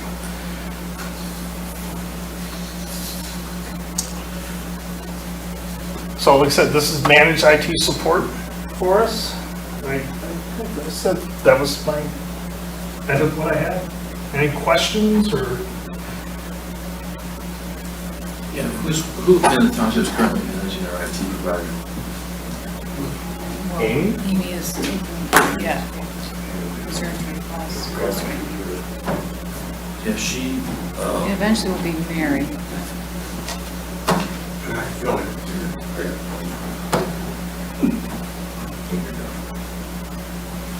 has she seen the actual agreement? Has someone in the township reviewed the actual? Well, Dana, on her way out, recommended that we go to this plan because she was here to, to be the middleman, little person. Did you review the agreement? I mean, we've talked about it for a couple of years. But has anyone actually read the agreement, the content of what is going to be provided? Someone should read that and make sure that. Is there any information you can share with us on the cost analysis, like our current spend for IT services with the block of, I know we're always approving additional blocks of service, but what that would compare to both the pro and the. I want to say right now, in addition to the black box that we purchased, I think it's about $923 a month for the tech care. I knew it was around $765 to $920. It's rated in there, so when I divide that out, you're talking 4 or 5 hours. Our current rate at 170. Obviously, if you buy time blocks, you can always use the time block against any work that wants to be done. But that's still not giving you all those Additional services. Yeah, right. Yeah, you're still not getting all this on here. So that's the pro plan. Like I said, I don't have a basic flyer because we don't offer that anymore. So this is something you went back in like in 2014 and got, or 2009 or something, got set up with us. And unfortunately, this is the way everybody's going. So what our company started out as a service company, and then our customers started asking us to do sales, so we did sales and service. Since then, we've had our cable division. We have another division that actually does all this. It's our MSP. So the MSP stands for a Managed Service Provider. So there's 3 guys out of our 20-plus people that work there that are signed exactly to that, and that's all they do. They don't do anything but that and work on it. Those people don't then have access to the rest of our staff and be able to do something. So when you're working with high tech, not only do we have our engineers, we then have like all the HP, Sophos, Extreme. I still have access to all their engineers, and I can hit them up for questions and answers to everything. Then we're the places that we buy it from, the big warehouse, you know, not the stores like Best Buy, but the big warehouse places where you have to be a vendor to be able to buy from them. We have access to all their trained engineers also. So it's not just, you may see one guy from high tech that's coming out here and doing this. Some of our other government agencies has mentioned to us that I've got a guy that sits out here that I have your pro care plan. There's a guy that sits here 3 days a week, 8 hours a day, works for us. But when I do projects, I notice how you bring 5 or 6 or 7 other people in here to do this. That I'm not having to utilize my guy plus having to do on projects. It's like, no, that's your guy that handles your thing. So we have other places, like I said, just do half a day a week. We don't think that you're currently at that. We think we can fix it just with the pro plan. Other customers, like I said, the ones that have the 3 days a week have, 7 or 9 different buildings, have firewalls in all the buildings, cameras, door access, a little bit more things. If we're looking at your building, the firewalls, the pro plan is where we would go with it. But like I said, you don't hear me talking about the premium plan that gives you on-site, because I don't think you need it. I think you supplement that if we have to have anybody with the actual time blocks. This allows your time blocks then to be used not for support services, but would be actually used for any new installations. So every customer that we move from basic to pro, their time blocks where they maybe bought 100 or 200 hours from us here, got cut more than half. And they all said the same thing, save money. I had one that I just did a report. They bought 300 hours in 2019, still have hours.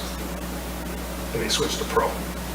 And we agreed to buy hours at our last meeting or the meeting before that, but I held off because I knew, I thought maybe we should discuss this first. Were we looking to make a decision tonight? Well, we've got, I kind of am looking for direction because, How much once. did we spend last year with your company, using the block out? I don't have those exact ones, but I would probably say you spent almost 100 hours when we had a major outage when the generator failed. So you had like a 50-hour time block, and probably right before that, you probably had 45 hours. And the generator basically ate that. So how much money is that? Give you a rough guess. I guess, pardon me? This total is split between the general fund and the last. Because they also use our network. Yeah, I would just look the township in total. No, I know, but I'm just saying that, as far as budgeting goes. Right. Well, almost $6,800 would be a 50-hour time block. And that was at the old rates. Those rates since then have gone up. Yeah, last month, I think we bought. I guess what I'm asking is how much are we gonna spend under this plan versus how much did we spend? I think it was last year? around $1,900 a month. Yeah, the total. $954 is what we just paid in this list of bills for the. You mean $954 is what you paid before? $954. But my quote right there has It's 1923. So it's 1920 times, so for the year, it'd be about $23,000, but it's 1923, so 1923 is what you would be the new payment, but you were paying how much before? $954. So about $969. And the way I base that is I take the $969 and I usually divide it by our current rate at 170. So that's 5.7 hours. So like I said, you'd have to use. 5.7 hours a month. Yes. Just so at one call or 1.5 calls each week. Yeah, I understand all that. I was just looking at it, how much did we spend last year and how much are we anticipating to spend the next year with this plan? We're going up about $900 Per month? per month. a month, but you get all kinds of services, unlimited hours, all, right? Yeah, so, well, like I said, the unlimited So is remote there, support. today's contract has a fixed portion and a block hour portion, is that what it is? The current one where you read the first line where it says monitoring, that's kind of what you're getting. All the other pieces that are in here are à la carte, and you're paying for those. You're getting some of these things where it says client portal. So what are we paying for the first line item? Is that the 950? Yes. And then everything else is à la carte? Yep, That's so what we right pay now. for the block hours? Yes. So, and the block hours are only used, like I said, when something happens. We're trying to prevent all this. But if we want patch management of the block hours, we use block hours today. Yes. At the $954 a month, that includes our fixed costs plus the block hours, correct? Not the block hours. Okay, so I'm trying to get a better cost analysis too, because it sounds like we're spending as of right now with the block hours, if and when we use them, that our costs are actually higher than $954 a month, right? Mm-hmm. So how many block hours did we use in 2022? I guess I'm trying to do a comparison to say, okay, in 2022, and I think, Mike, this is where you're getting at, and if we could see like just a visual of this. In 2022, here's what we had for our monthly fixed costs, here's what we paid for the number of block hours, here were the services that we got for that, versus now you're looking at proposing this $1923 per month.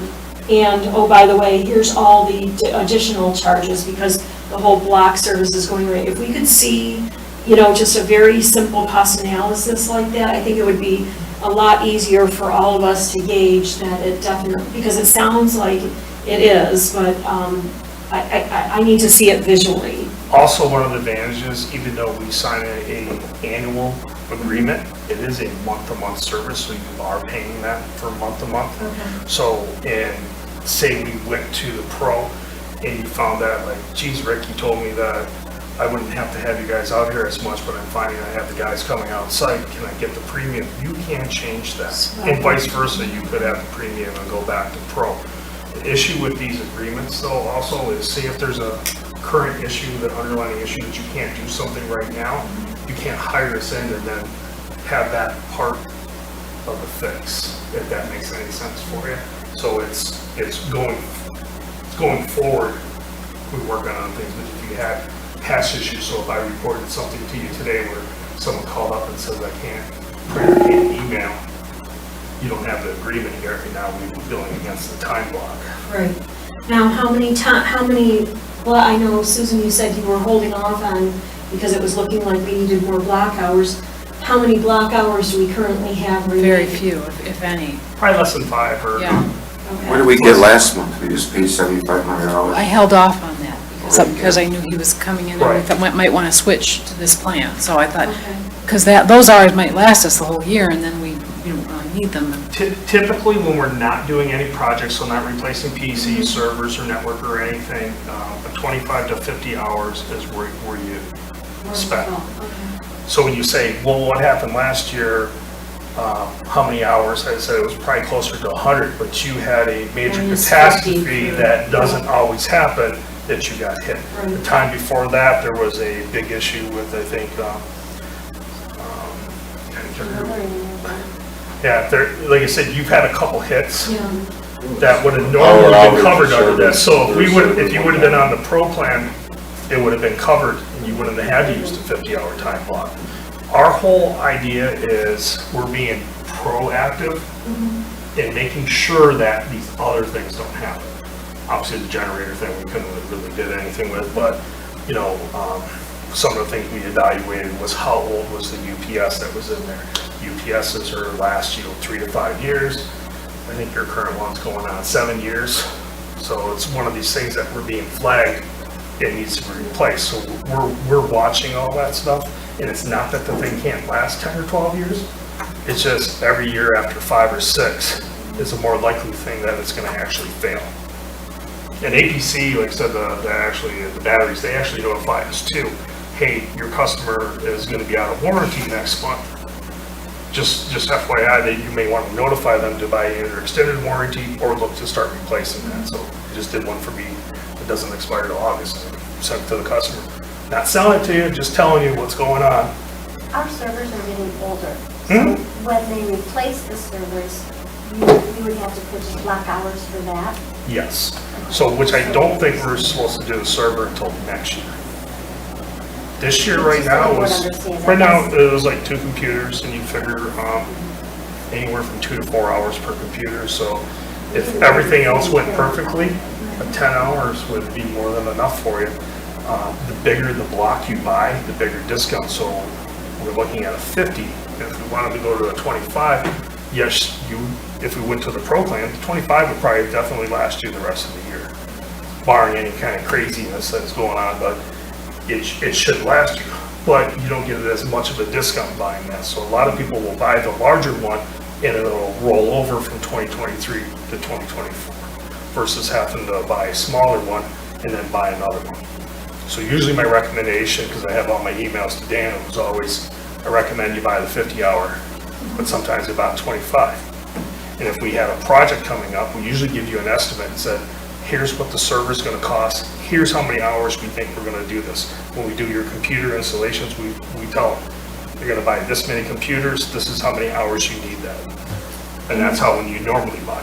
For the next month, we don't have any major projects or anything that we have to undertake. It's just kind of reaction if anything does go wrong, right? So everything has to go through Amy, so she can kind of monitor the hours. Okay. We had an incident where Eileen called and had to tell her, go through Amy. Yeah. Just so we keep track of them.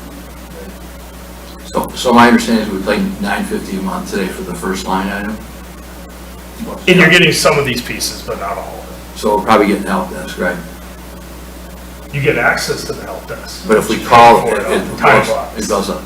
Okay. If you get the Pro plan, you don't pay for it. Okay, my question is, what do we get today out of that list? So you're going to get the monitor. You have access to this, but you pay for it. By paying, you're saying You the pay for patch the- management, they're doing all the patches, but when the tech goes in to actually apply those patches, it comes off our block hours. Yes. Okay, so just so you understand how that works. Yeah, so when I say, yeah, you get this, but there's. you're paying by the pound. Time block. You're paying above and They're beyond. monitoring it as part of that $900, but if you're gonna do anything to it, it comes off the block Any hours. changes or modifications come off the time block. So, right. Is there anything in there that we're not doing today? Quarterly backup checks. These pieces you pay separately. You're running those, but the quarterly. We're watching them. You're watching them, right. So you when- know it's backing up. So we get an alert every time it runs, even if it pauses or stops or disconnects, whatever, it'll automatically restart. If there's an issue where we see it doing like every day, we open the ticket, which you pay for, to figure out why it's doing this, to see if we can resolve the issue why it's doing it. When we actually say that we do the quarterly backup checks, the quarterly backup checks is we then look when it gets to that 3-month time, see if we can do any restorations from any of your current backups. So you're not getting that piece. You can get it, you pay for it. Under the Pro, that's what I keep saying, it's like, you're not getting all these other pieces in here. We are watching and verifying that your backup does work, but like I said, if we seen something, we would open a report to actually try to troubleshoot it, and it would be a billable cost, which comes off your time. Okay, so let's just use one service as an example, patch management. We buy that today, correct, off of block hours? Yeah, so. I'm not done, no, my question. So if we were go for this, we would get the same service, but it would be part of that fixed monthly fee? Yes. Okay. And that's. But it's delivered the same, right? Is it remote patch management? Yes. Okay. Backup. How do we do backups today? Do we do them daily, Yes. weekly? Is there any daily verification, weekly verification? Yes. Okay. Both? Both. Okay, so what does a quarterly backup check do? So That's right not now- being done daily or weekly? So today's Wednesday. It's running a backup. we'll get a report that your backup worked. That the job got sent and it's saved, you have a Wednesday backup. So we know we could go back to that day and restore from that. Yeah, so right now you have multiple days, you have years, you have tons of things that we can restore at that point. We actually have a granular that we can go in there for the old backups. If you say you wanted something from last week, I had to give everybody what they had last week. So all the stuff that you modified and changed in the last week, everybody would all of a sudden get all their old emails, anything that you modified or changed would all get restored. The new ones, I can go in there and individually find an email or a minor change that you made on a server or a desktop, a notebook. But what does the quarterly do that the dailies and the weeklies don't do? So what you're getting right now under your basic only sends us an alert that it actually worked. The quarterly one allows us then to go in there and verify that that one that says it works actually works. If you talk to So it's an anybody- audit. It's an audit of the alert. Correct. Yeah, if you talk to anybody in IT and they say, yes, I've got good backups, and they said, have you tested them? Same thing, just like for your generator, a lot of the other municipalities test their generator and stuff once or twice a year to verify that if the power were to go out, would it actually work? We do the same thing with the servers, your other backups. There's test buttons on there. We can do them remotely. Hey, we're gonna do a power down shutdown right now over the weekend. You know, if you're staying here till 5, we want everybody out at 4:30. So, because we're gonna test that the power failed on the servers and did the backup work. Could you do what Lisa asked, is to provide an economic analysis that would say, here's what you were doing before, here's what the pro is, and here's the advantages, including like those anomalies that happened at the big block hours with the generator that went out. Yes, so even though you don't have that, I mean, you have access to your client portal right now, we can go back through there and pull every single service call. And I can say exactly how many hours that you went from January of last year to December of last year. It would be good to know what the anomalies were too. Right, and even just average, like, what was the monthly average? You know, Mhm. what was the monthly average cost? I mean, that would be very helpful. So you have a business case that kind Yeah, of. that we can say, yeah, we can I can see justify the this. advantage of this from your point of view, I can also see it from our point of view, but it would be nice to see how does it look economically. Yes. Keep in mind too, this is kind of reaction to Dina not being here because she could I handle get so that. much day. I I'm get just that, too. watching her, you know, she's having this Yeah, conversation we where they lost know what they're some talking about. legacy dollars, sure. Yes. But if we can work together on that and then I can present it at the next meeting. I have a question for you. We don't only have a limited amount of block hours, and we approved some last month. If we were to approve some block hours and we decided to go with this, could we get credit for the block hours that weren't used? The block But they would hours last still be forever. used, right? Yeah. But we could use Eventually those use for them. like a server implementation. Yeah, so block hours never expire. But we would still have a use for block hours, Oh, yeah, correct? For absolutely. like different types of implementation. We know for a fact right now that we're supposed to replace at least 2 computers at the end of the year. Hopefully nothing else fails, but that's when they're slated to replace, it's in the Treasurer's Department that both of these are supposed to replace. Okay. Whatever hours we don't use, we know next year that we're gonna be looking to replace some servers. You know, it's been 5-7 years since we replaced your switches, so things were, normally they work. If we want to look at things to make them better, we can, but most people stick with, hey, it's working fine for me. You don't know that there's something better out there. So we just mention it and say, hey, it's 6 years old, it's 7 years old, and we move on. So I come from the IT industry. Okay. So I know a little about what you're talking about, more from a business standpoint. I was not a tech person. But when I was in it, we used to deal with multi-billion-dollar top 500 companies. And we always looked at what you were doing, you know, except we probably had a few more zeros behind the number, right? Right. As we take the risk. Yes. Because we're delivering a service, we're guaranteeing we're gonna do all this. If we have a hiccup, it's on our dime to fix it. Where if you go block hours, if there's a hiccup, like we had with that generator, for example, then it's on our dime, we take the risk. Is that really what this is, like Yeah. You guys take more risk with the fixed price contract. Yeah, our whole idea is, yes, you're gonna be paying a little bit more, but our whole idea is, we're hoping you don't have to call us, that we make your work flawlessly, because every time you call us, eats into our profit. So we want, when our guys come out. You have an incentive to make it run They make sure everything runs smoothly, and when you have a problem, you're able to pick up the phone and they're fixing it instantly for you. So it's not where, oh, well, I didn't tell somebody because it's gonna cost money, and the next thing you know, we turn around and 2 or 3 other computers are having the same issue, and we said is, if you would have probably called me sooner, I could have caught that. Like I said, I have another slide on here about when people get attacked with the new viruses and everything like that, that there's a program that we offer that they detect that in under a minute. Well, okay, so can you help me out with something that happened last year too? Sure. We had an outage last year that lasted several days. That's the one he's talking about. What happened there? I mean, why? That's the one you're talking The about, where we generator. ate up, The generator. yes.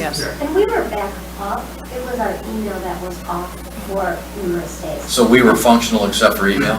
Basically, after probably 2 days. Why was email so slow in coming back? Because we're on an exchange server. Yeah, there's a couple other, it's not necessarily email, but it is part of I it. know in my business, we would have been fired Yeah. for a 3-day outage. So if you had the Pro Care, that would have been all us. But also when we make recommendations for like backups, I know one year we had an issue with backup that I had talked with and I was waiting for the board to approve, and something happened to the backup and we went to restore, and when you asked me, what are these quarterly backup checks? The backup didn't work. So we lost like 2 weeks worth of information or something that had to be. Are there metrics that you offer on these? Absolutely, so if. Like how many you get? Go the other way. Through these reports, it tells you everything that's going on your network. Yeah, that's. So you're talking to SLAs, the service level agreements, absolutely. They're not, it's not on this. So there's some service levels that you are providing. Absolutely. No, if they're not met, what happens? You already have copies of some of the stuff right now. So you can already see what our current metrics are right now. But what happens if you don't meet the metric that you're telling us we should get? Well, you can Let's say you fire say. us, but I mean, there's nothing, these are all industrial standards that we set to ourselves, What's so funny? you know? Yeah. I You could mean- fire us? No, I He know. said you could fire us. Yeah, I mean. There's always a if I- termination if I right don't for need- breach of If I tell you I'm contract. gonna get something done in a half hour and I don't get it done in a half hour, but 99 other times I did, I mean, it depends on the It issue. should say 95% of the time we get it done in a half hour. So. I can say Well, that's that probably working closer to here, 99. you know, us working here, I don't, every time you guys, you've had an issue, call, boom, got taken care of right away. I mean, I don't question any of your guys' skill. You guys been spot on every time we called Dana, gone to Dana, she would make the call, and boom, we're up and running. I think the only So- reason why it seemed like we were down for so long is with that power outage, we had a drive fail in our server. And so they brought out that shuttle server. Yes. So they had to move some information to a shuttle server while they were trying to get our regular server back up and running, which took an extra day. But within, I would say it was 2 to 3 days, we were back working in the office. It was just the email that stayed down. Yeah, and the only way to fix some of that stuff, like I said, with the email, is to actually go to 365. That's something that we normally adjust that when we go to replace the server. So next year when we go to budget for the server, we'll say, here's the server with having exchange, here's all the costs that's gonna be exchanged, so you know this. If you want to now go to 365, because then you just have to have internet access. You have all your stuff that's backed up there. There's issues with that though too, because they actually don't guarantee that they have all your data. And as government employees, you're supposed to actually have all your emails, so they can lose it. There's an additional fee that's like $3 or $4 a month per user that you can add that backup so that we're backing up those. So there's those gray areas, plus that usually ends up costing more with the 365. But you get your office updated, you have your email all in the cloud, so there are advantages, but you're also tied now into Microsoft and whatever they want to charge. how have we looked at it from a budgeting perspective as we plan for our next year's budget? These numbers are included, the new numbers. The new numbers Yeah, are in Rhonda's, there? yeah. Okay. Just It's a kind of- small percentage increase over last year's bill. Okay. I just wanted to make sure we had the dollars accounted for, because it sounds like this is the way to go. I would just like to confirm with the cost analysis. We put something together in one of our next meetings to find out what our annual cost is right now. Yep. What we might be We'll able work to together save. on that. That would be I'll start, great. like I said, I'll start working on it tomorrow, Perfect. because it comes from the human resource person. He'll pull all the files, and he'll say, these are how many hours. I'll ask him to look at, well, like I said, when we had the major outage, what was on there, so that's the, one in a million shot that, like I said, out of 14 years, it went once and stuff. And when you ask how come it took so long, it wasn't a issue. It was multiple issues, because that failed. It cascaded into other things where, like I said, we had to bring out a shuttle server. Your email was screwed up, a hard drive failed. And we also receive a plan as far as, okay, here's in the next year out, here's what we're proposing, here's 2 years out, 3 years out, so we can plan accordingly too. And that's something, like I said, that's no cost to you, that we can come out and actually do a technology plan and say, here's where you currently are, what do you plan to do in 23, 24, 25? Most municipalities, like I said, if you don't have at least a 1 year, you want a 5-year roadmap of what you're looking to do, where are you budgeting things for, what is your current plan to do things? And the way the IT industry works right now, a lot of things are like 6 months delayed to a year. So I have customers that say, I'd like to put new wireless in this year. When do you want to do it? I want to do it in the summer. Well, you need to order it in December, so you do it in the summer, because you're not going to get it for 6 months. This monthly price you're providing, how long is that good for? Good for the first 12 months. And then what happens? We reevaluate it. Typically, it doesn't change. Or if it changes, it changes Is there anything, very little. is there anything in the contract that limits the price increase to a certain percentage? No, but you have approval to vote on, say if you're going to go with us or if you're going to accept the price increases. Other ones that we've done for other municipalities is they will do a 2 or 3 year agreement. So they actually make us dictate what our prices are. So some of those customers we had a $2 increase in antivirus. Wasn't budgeted into those. Because you need the better antivirus. So could you offer us a 1 year, 2 year, and 3 year? Absolutely. And you said you have other municipalities, are there any in your area that we would know of? Yes. Can you disclose who they are? Can. You want me to? Just to name a few. So City of Richmond, probably be the next closest. You've worked with Armada, I know, this areas. Chesterfield, Mount Clemens. Okay, that's good. Thank you. Yes. I mentioned to her that we might have to adjust it unless if it looked good, because like I said, those are last year's pricing. And then they increased the labor rate in October. They kind of said, well, it's Bruce. It's okay. Thank you for answering all of our questions. And absolutely, I'm available anytime that you want to pick up the phone and call me. And say, hey, I got a question on this, but like I said, I'll update all the numbers so that you can actually look to see how many hours have we used for last year and what were they used for. Hey, Mike, there's a question from the audience. Take questions on your no. John, you had a question? Yeah, just. Well, come on. Since there's so few people here, I don't see why not, but it's not my call, it's the supervisor's. Maybe you need to take. For engaging in a township contract with IT, because I'm not, requesting to, look at the contract or anything, but there's been a lot of discussion about if you get hacked or antivirus software, is there something with these contracts that have an insurance policy if there is a breach or if there is malware that gets infiltrated on the system? Does the IT company provide an insurance policy if that does happen to reimburse the township? We do have coverage, yeah. That was my Thank question. you, good point. We're looking for, we'll have a presentation next, at our next meeting. the breakdown. He can't be here, but we'll work together. Yeah, no, we appreciate Rick coming out. Yeah, thank you. Oh, you I can? have a conference in Detroit that I'm setting up for that day, so if you need me here, I can come back. Okay. We'll be in Told you, communication. we'll make ourselves available. Yeah. It's nice for you to come out tonight. Thank you very much. Welcome.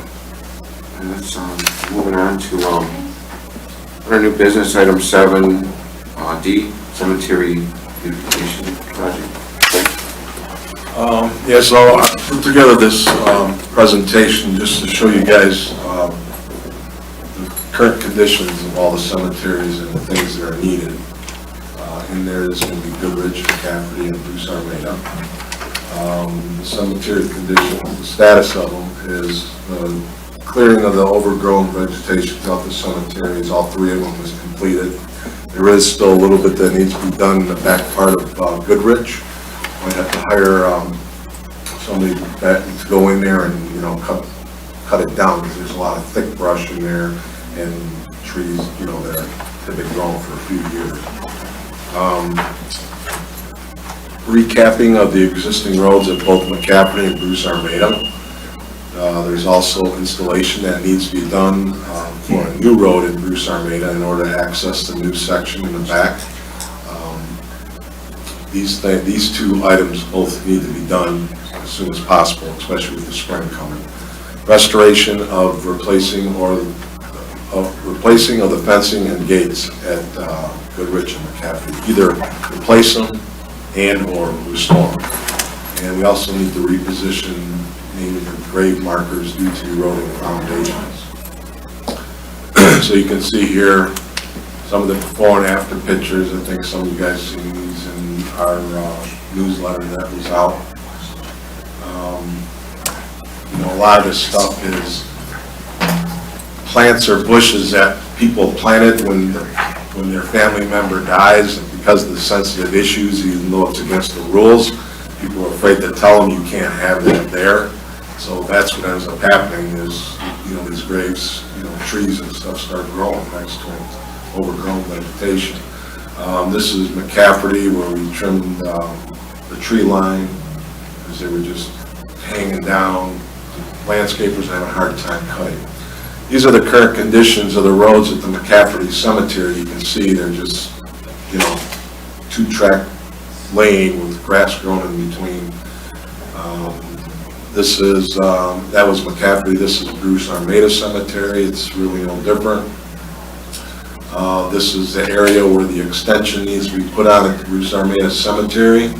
The back part, this is an aerial view of that new section. Currently, we have some graves, if you can see, we have some graves over here.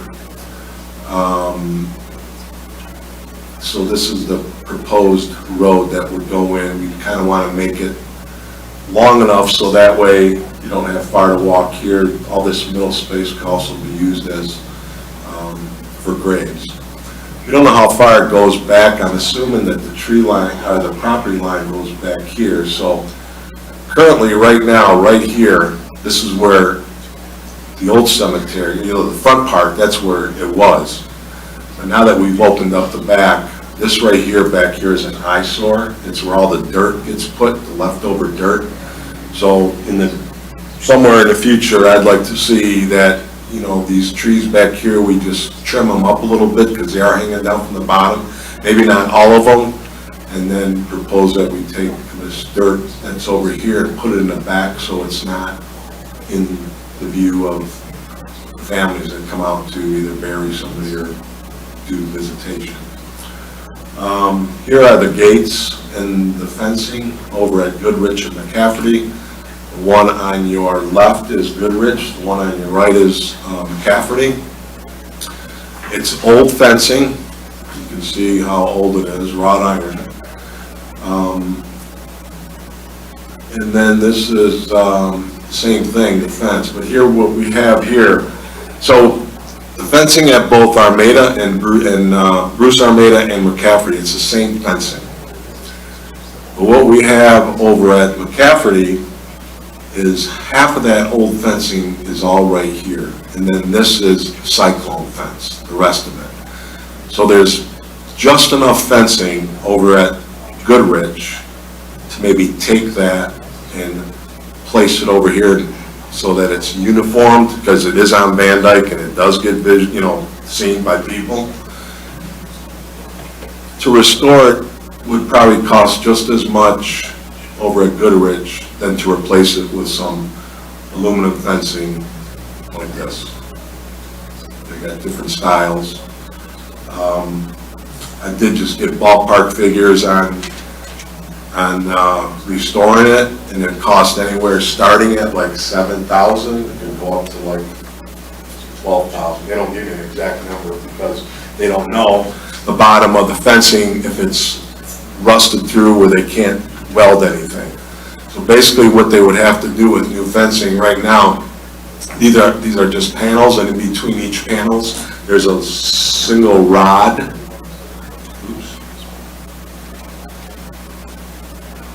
That you see there, that's a single rod, and then there's a bar that's attached to it, and then that's driven into the ground to keep it from swaying. What we would need to do is, if you wanted to do this right, these posts right here, right there, we have to, these things are bolted on, these panels are bolted on, there's like a stem that comes out of that post with a hole in it, and they're bolted on there. What we would have to do is take these off, and then they would have to put in like some 2x2 by 2 inch square steel, put them into the ground like you would a fence, go down for, whatever it is, 36 inches with cement, and then replace these panels to those posts in order to do it right. Because right now, these things right here, those little bars that are there, half of them are gone because they get hit by a lawnmower from the maintenance guys. So that's just a synopsis. And then we got, these graves, because they're so damn old, the foundation is eroding on them. So this is another thing that is going to be done in the future. So this leads into my next item on the agenda, which is the roads, the leveling of the roads. As you can see in my email, I sent it out to, I think it was 7 different contractors, 1, 2, 3, 4, 5, 6, 7. And what I did is, there was a couple contractors in there that I knew. I contacted them, sent them the requirements of it. I picked a couple guys that already do work for us, and I went in the yellow pages and Googled some names. So I sent an email out to all of them, along with the attached request for proposal, and no one answered except 2 people. You can see on I have it put together a report of who responded. Yard Services responded, and Teller Excavating responded. The difference between the two, they were pretty close in price.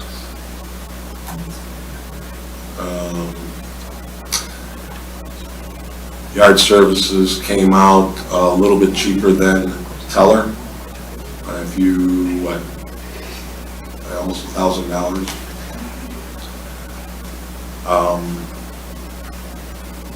I broke it down, as you can see, by the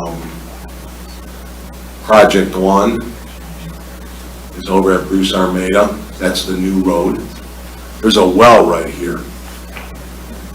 And like I said, there's some graves over here, so no pun intended, but Jerry, he's our sexton, Yard Services, he knows where all the bodies are buried, so he's the one that actually kind of staked this out. Project 2, this is Bruce Armada, the front part. That's the one that needs to be leveled. So what I did is I put down what we needed. So this is a total of 500 feet in length, 12 feet wide. Excavate all the organic material, meaning go down at least 6 inches. Level and grade prior to capping. 21 AA limestone, 6 inches in thickness at least. And then you can see over here, all we got to do is level and grade the driveway prior to capping, 4 inches in thickness. And same thing with here. Now over here, the yellow means it's only 10 feet wide versus 12 feet. And again, 4 inches thickness, 20 window length. So as you can see by the quote, yard services was a little bit cheaper. But my recommendation is that we go with yard services because he, like I said, he knows where everything's at with all these cemeteries. Can you go through 1, 2, and 3 real quick? Sure. One was the road, the new road, right, in the back section. 1 is the new road. Yeah, that's 1. 2 is refurbishing an existing, right? 2 is refurbishing, yeah, the existing over here. And what's the third one? And the third one is McCafferty. Is that refurbishing also? Yes. So this has nothing to do with any fencing, this is just... No, yeah, this is all driveway, nothing to do with fencing. Fencing is gonna be a later project. Right now, we're just taking this one step at a time. Okay. Baby steps. So those proposed costs are for all 3 projects? Yes. So they're broken down by project, and then I put a total in of what they are. What do you need? The total? Yeah, I need a turn to see the, there we go. Like that? Yeah, Yeah. so Spartan Grading, didn't submit, Fultz didn't submit, Casino Building sent the letters saying thank you, but we're too busy. Underwood Contracting, they didn't submit either, they came and got the full proposal, but never submitted, and then AJS Excavating. So those are the prices. So on the beautification project, you're just telling us about what you're... Yeah, that's all that was. That's just an okay. informative thing of the condition that they're in. I think they're in terrible shape. I mean, they're starting to look nice. I mean, people that go there and visit and come here, been making compliments on how. Yeah, those pictures are Even amazing. Our maintenance guy, he says, man, it's so nice cutting the grass now. I don't have to dodge limbs and branches and all that stuff, so. And, I'm just a firm believer that the township owns that property, just like any other property owner. We need to take care of it and maintain it and manicure it and make it look nice. Don't we paid for service to have fall cleanups done and spring cleanups done for brush removal and tree removal? Why did it get to be the point to where it was at? We paid for that service in the contract. I don't know. Maybe somebody wasn't keeping an eye on it, but they're doing what they're doing now. I know Yard Services has gone out of their way to fix some monuments that have tipped over and leaned over, do some leveling with no charge. They've went and cleaned up some stuff that the previous guy didn't do in a couple of the cemeteries. So, I don't know. So Frank, what are you looking for today? So today, my proposal, I make a motion that we accept the Yard Services bid of $28,750 to repair the current conditions of the roads in McCafferty and Bruce Armada, as well as the extension of the new road over at Bruce Armada in the back part. Did we discuss this in our budget meeting? Is this? Yeah. I thought we did. Yeah, it was, yep, I asked her to. So Ron's gonna have that when we meet on. Yep, she already put it in here. Can I ask a question? I'll second it so we can have a conversation. So we have an account, obviously, there's money that's gonna be gotta be going into an account. We're selling plots at 100% more than what we used to. And we had a fundraiser with the golf outing, so what do we have in that account right now that we don't have to borrow out of the general fund? We don't have any Well, right control now, of it. so this is another thing. We have Ron White has been doing our maintenance, doing the mowing. He does not go out there in the summer months when it doesn't need cutting, and he doesn't charge us for it, which is very nice of him, I think. Most guys just say, sorry, you signed for 26 cuts, this is your pay. So because of that, we had like an extra $10,000 in our account to do some things, and this is part of it. What's part of it? I'm just asking for some clarity. What have we had done that we've used money for? We've had some tree guys go out and chip mulch and bushes that we cut down. It was under $2,000, so So is there money, I guess, is there money in our account? Yes, to there's help about pay for this? $7,000, I think, $8,000 in her account, and she's already budgeted in for our next year. It was on the front page of our budget package. Okay. What about the fundraiser, Frank? Is there any money? Fundraiser, that's, there's about $5,000 in that, but the charity believes that that money should be used for restoration as far as fixing monuments And we don't have any control over that, right? Because No. that's a nonprofit. and the board that they'd like to use that money to fix some of the headstones that are falling over because they're so old and eroding, foundations are eroding. Yep, and you did, it was on the front of, for our budget packet, added 25,000 for fencing and 30,000 for roads. Right. Was part of the general fund, right? Yeah. Okay. So it's in the budget, and we didn't anticipate, when do we anticipate the roads being completed, like over the summer? So it will be for all of next, it'll be next year's budget, not any of this year's budget. Well, I think she was carrying over whatever's left. Whatever's left, Yeah. okay. But again, in my opinion, the roads need to be done now, the fencing. If there's money left over at the end of the year, maybe we tackle a little bit at a time, I don't know, but. So when you say now, are you talking like springtime when the snow's down? Or Yeah. right now? Yeah, no, well, once the frost lifts, then we can grab it. So she put that other amount in, but you don't anticipate, you don't want us to vote on that tonight? Or? No, not on that, just the roads. Yeah, like I said, the fencing, it's gonna be babies. First of all, I think we need to decide what we're gonna do as far as restoring that fencing. Goodrich, or moving it over to McCaffrey and just putting new fencing along the front. That's something we need to decide. I don't know, we're gonna decide that if we wanna. Goodrich is historical cemetery. The wrought iron fence fits perfectly in there, but it does need repairs, I agree. Yeah. Well, they're all historical. They've all been around since the 1800s.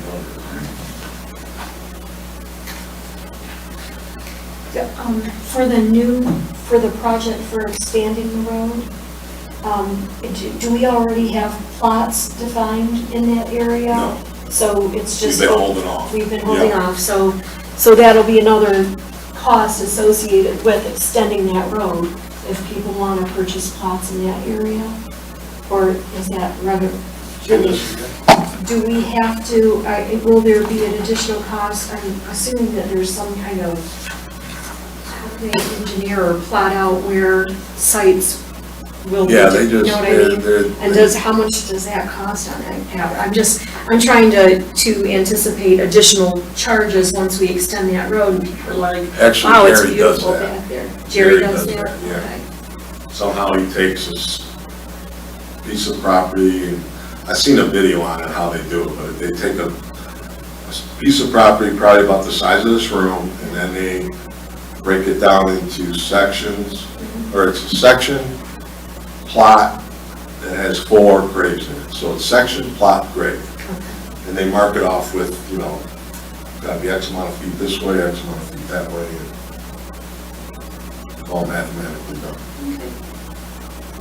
So it's a potential revenue generating also, because people may see it back there, beautiful property, get purchasing, okay.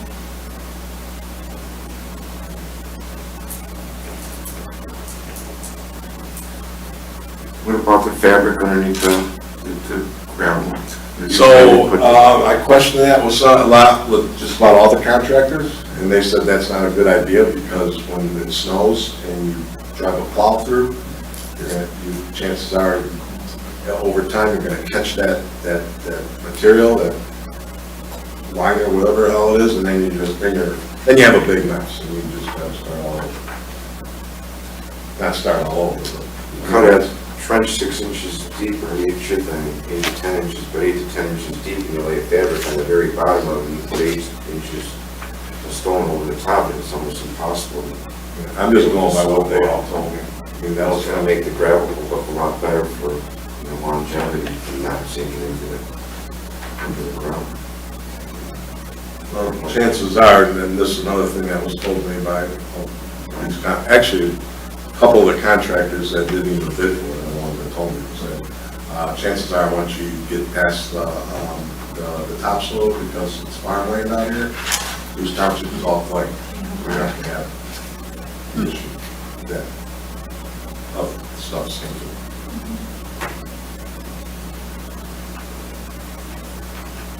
Back, instead of moving that dirt to the back of the cemetery, you look at your proposal 1, with your new road that goes in. Why can't we have that dirt removed off-site and use that back section for more grave sites instead of using it as a dump site? You know what I'm saying? What back site you talking about? You go to proposal 1. Trees. Right. Behind the trees? Yeah, you can. You can, but I was just thinking of the trees being kind of like a natural block to not look at a pile of dirt that's always sitting there. Well, the pile of dirt is where it's at right now, it's right juice smack in between the new section and the old section, but if Right. you gotta move the dirt, why don't we just have it moved out of there instead of just moving from one pile to another? Well, yeah, we can do that. We can have it moved out of there, but eventually there's gonna be more dirt down the road, like there always is. There's gonna be 2 yards left over from every grave you dig. Maybe, but you can put that up against the east fence, but I'm hoping that if Jerry gets this contract, that he doesn't remove the spoils and leave them on site. That's what I'm afraid of. He's been, the stuff that he digs out, and that's what I'm afraid of, and that's his typical MO, is leave the dirt. He hasn't been doing that. Not since I've been watching. He hasn't been doing it. You're talking about the flower pots and all that stuff, flowers? No, the dirt that he digs out to excavate. The 2 yards. No, the 6 inches of dirt that he's gonna take out the vegetation and the topsoil in order to bring in stone. Where's he gonna do with that dirt? Is he gonna He's put it in hauling the that same away. pile? That's included in the price. Yeah, that's included in the price, hauling it away. Both of them. So, yeah, Teller. I've seen Tellers. Yep, he was charging $2,600, and Jerry's only gonna charge $1,000 to move the dirt, I think. yeah, he's charging $1,000, but he's a little higher on building the new driveway, so it's a wash. I think is what it looks to me. As long as he doesn't leave it on site like he does to other material. No, and that didn't work pretty well together. I don't know, he hasn't been giving any problems. It's a lot of money. So now you made a motion, There's the motion and a second already out there. the second was already out there, so we could discuss. Next up, are we going to vote on this? We're at 300,000 over on our budget. We wanna do all the gravel right now, or we wanna just? We aren't though, she just came back with, Let's use that. Well, she's supposed to come back with a balanced budget as best as right, she can. and she already had made an adjustment. I thought she gave everybody. And these So- and this were is all the already costs that were included, yeah. included in the budget, so. Well, we still need to make up 300,000 though. Lisa. But No, we I don't. know that, but she was what Susan had said is she's already come back with some changes because Susan, we tasked her to Oh, when we come left that back meeting, we were with a down to like balance. 50 or so. Yeah, and there was something else she did, and I can't Yeah, remember, I didn't something quite else. need We're gonna it. use all of our ARPA money, though, Mike. We're gonna use ARPA money, right? But it'd be nice to have a nest egg or some kind of rainy day fund for emergency instead of using it all up. I mean, we got some garage doors that, have got issues that. But this isn't ARPA money. No, I know that. I know we need a new road at the old cemetery. We gotta get that, definitely get a new road put in at the Bruce Armada Cemetery. And we got a motion, you wanna do a roll call? If there's any other discussion, we'll just do a roll call. Crafty, Yes. Tremblay, Yes. Philbrook, Yes. Kraft, Yes. DeGiorgio. Yes? Motion carries. I don't know all the time you spent on that, Frank.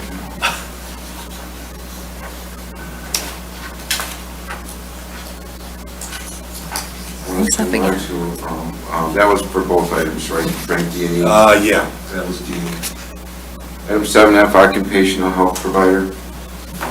Yeah, so, included this in your packet, I think. Did you include that? Yep, you got it.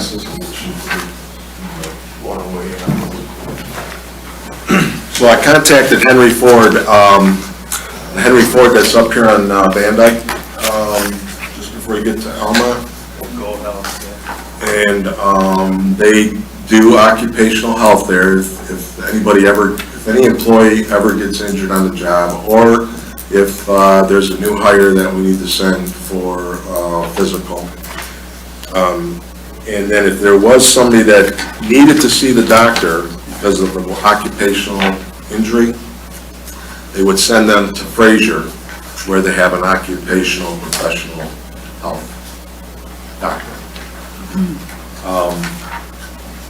So, talking to her this morning on the phone, where you see everything highlighted in yellow is what, so this is actually, it's from another municipality that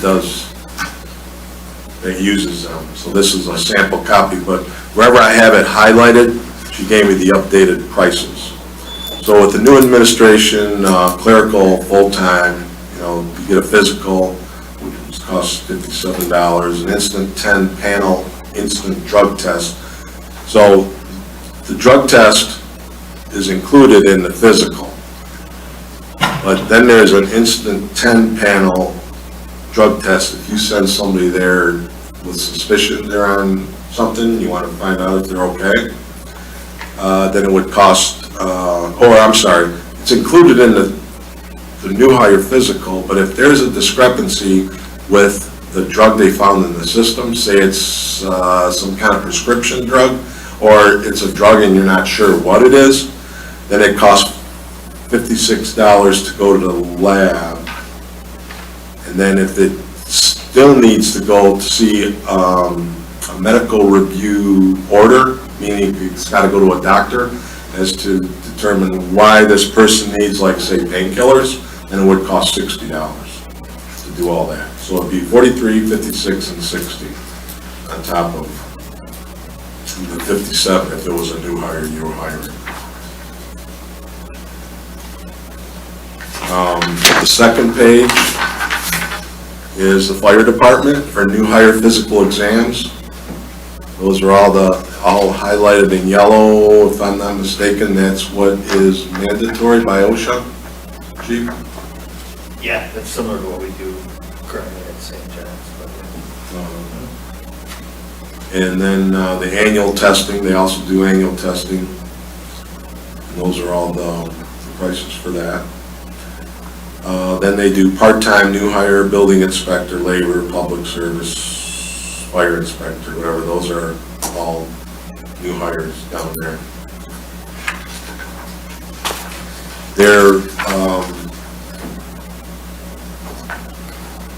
Their case rate report as far as keeping somebody off of work because of a work-related injury is less than 1%. So they're very successful in finding somebody. I was going to say, Yeah. can you repeat that? Right. So I heard it right? Yeah, Okay. so their case rate as far as getting somebody back to work, or off of work, keeping somebody off of work is less than 1%. Because they're, in their mind, light duty is, they can find a lot of light duty work. I don't know what we currently pay at St. John's. Do you know what we pay there, Chief? Not offhand, but I can provide it the first thing in the morning. Okay. It's similar to this, isn't the layout and the performance. So, yeah, I'll send that right away. And then do they do the annual testing as well? They do. They do? They do, yeah. So when someone gets hurt or injured, that's where they go to St. John's? Typically, yeah, as long as it's not a serious injury. Anything serious, we'll go to a full service house. And then do they see an occupational health doctor, specialist? So, for which facility? So, at St. John. So if somebody gets hurt, they go to St. John. St. John says, yep, you're hurt. then what happens? They go to their personal doctor, or St. John sends them to a... After that, they go see their own doctor. Okay. So in this case, it would eliminate a person seeing their own doctor. They would see a occupational health specialist who would then diagnose their injury and make the determination whether they stay off of work or come to work. And they would make a determination what light duties they might be able to do. Correct. Where they have, like, their personal doctor states that they can't go to work for certain reasons, and Personal doctor is not an occupational health specialist. what about like a specialist, like a physician or something that, from, we have a current situation going on right now, I guess, that we're not, so that's the specialist, and I think that states that their employee's not able, so my point being is Henry Ford's gonna go above and beyond what the specialist is recommending currently, another physician. We just eliminate the specialists, streamline it. So the specialist that this current case is suing, did he pick the specialist, or did Henry Ford pick? And I don't know all those answers. So Frank, the intention of this is to have, the township would have an opportunity to have an employee go to an occupational health specialist to make the determination, rather than a personal physician that we're relying on today. Yep. And the personal physician doesn't have experience in occupational health. These guys go to school and, whatever, they study that stuff, occupational health. They're occupational health specialists. And what happens by them being involved and finding light duty and determine what light duty jobs they can have, and making them come to work, even if it's just light duty, it eliminates us filing claims with our workman's comp and reduces our cost, which we're in jeopardy all the time. All of a sudden I heard, right? Didn't they threaten that to service us or carry us because our occupational was high, our workman's comp was high?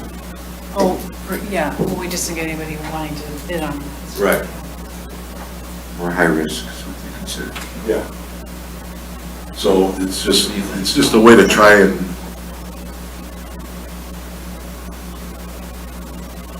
I'd like to go talk to them, Yeah. To go help.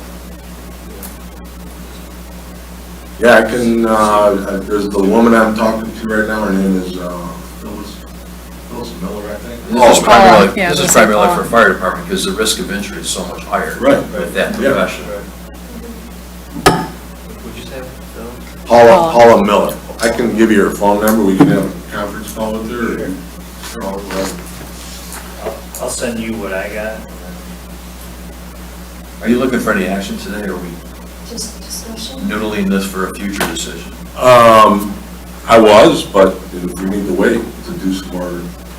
What do you think, Chief? I mean, this affects your department more than any other. I mean, is this a third party, or are they going from St. John to this facility? No, they would just go to this facility. Should a facility in Fraser not external facility? No, it's part of their facility. In fact, in your packet, there's a form that they give you, that I filled in the top part, but there's a form that you fill out. I mean, the top part's already filled out, you just fill in the back. About the rest of it, employee's name, date of birth, what reason you're going, you're sending them there for, and who authorized it, all that stuff. Fraser is And one at of the top, four you see the four locations that they can go to. Chief, what location are they going to for St. John's? 23 and 23. Okay. And they'll do the drug testing and everything. So I would think that the only other question too would be compare the two, and then also find out if St. John's has an occupational specialist that we could, because it sounds like their services are a little bit more. Just compare the two. You and Chief make a recommendation, come back to the board and tell us what you recommend. The only reason they would go to one of these four locations is because they need to see the doctor. And most of the time, you don't go see him. You're just gonna go up here, You're where gonna it's so go up here, convenient. get treated, get sent back to work. The place at the north end? Yes. It's like, yeah. Whatever else, man.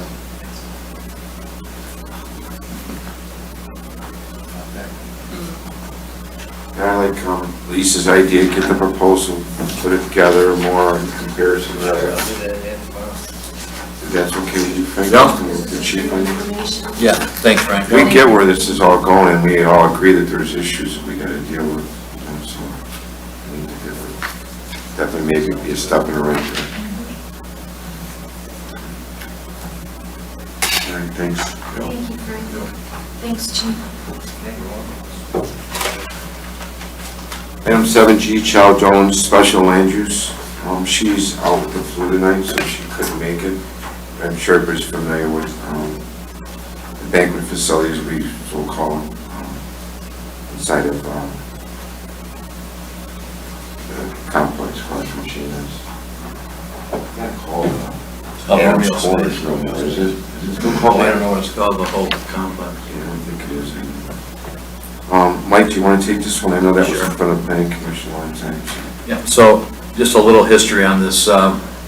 When this first came up, we reviewed our ordinance regarding banquet halls, and we just recently changed our ordinance to allow banquet halls in a shopping center. Before, it was standalone facilities only, and we found that that was outdated with respect to what other municipalities are allowing. So we decided to allow that, and that fits right where the road space is. So we reviewed this at the Planning Commission. The Planning Commission had a number of contingencies that were placed, so my motion is going to be to approve the special land use for the following reasons. One is that the applicant has met the requirements that were put upon her in order for us to approve it, and that was to remove all advertising regarding an apartment for rent. When we had met with her at the Planning Commission, there were still a couple of sites that had an apartment for rent available. They have been removed, and there is an agreement that she signed for hours of operations from 8 to 11, and it also states that there will be no overnight stays. So we have that. We had a report from the fire department that had some outstanding issues.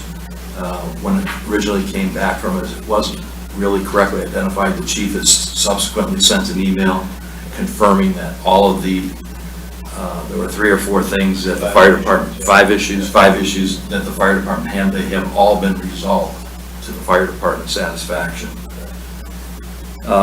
The advertised use is consistent with what has been approved, which is meeting rooms, private parties, workshops, training classes, funeral dinner, and parties.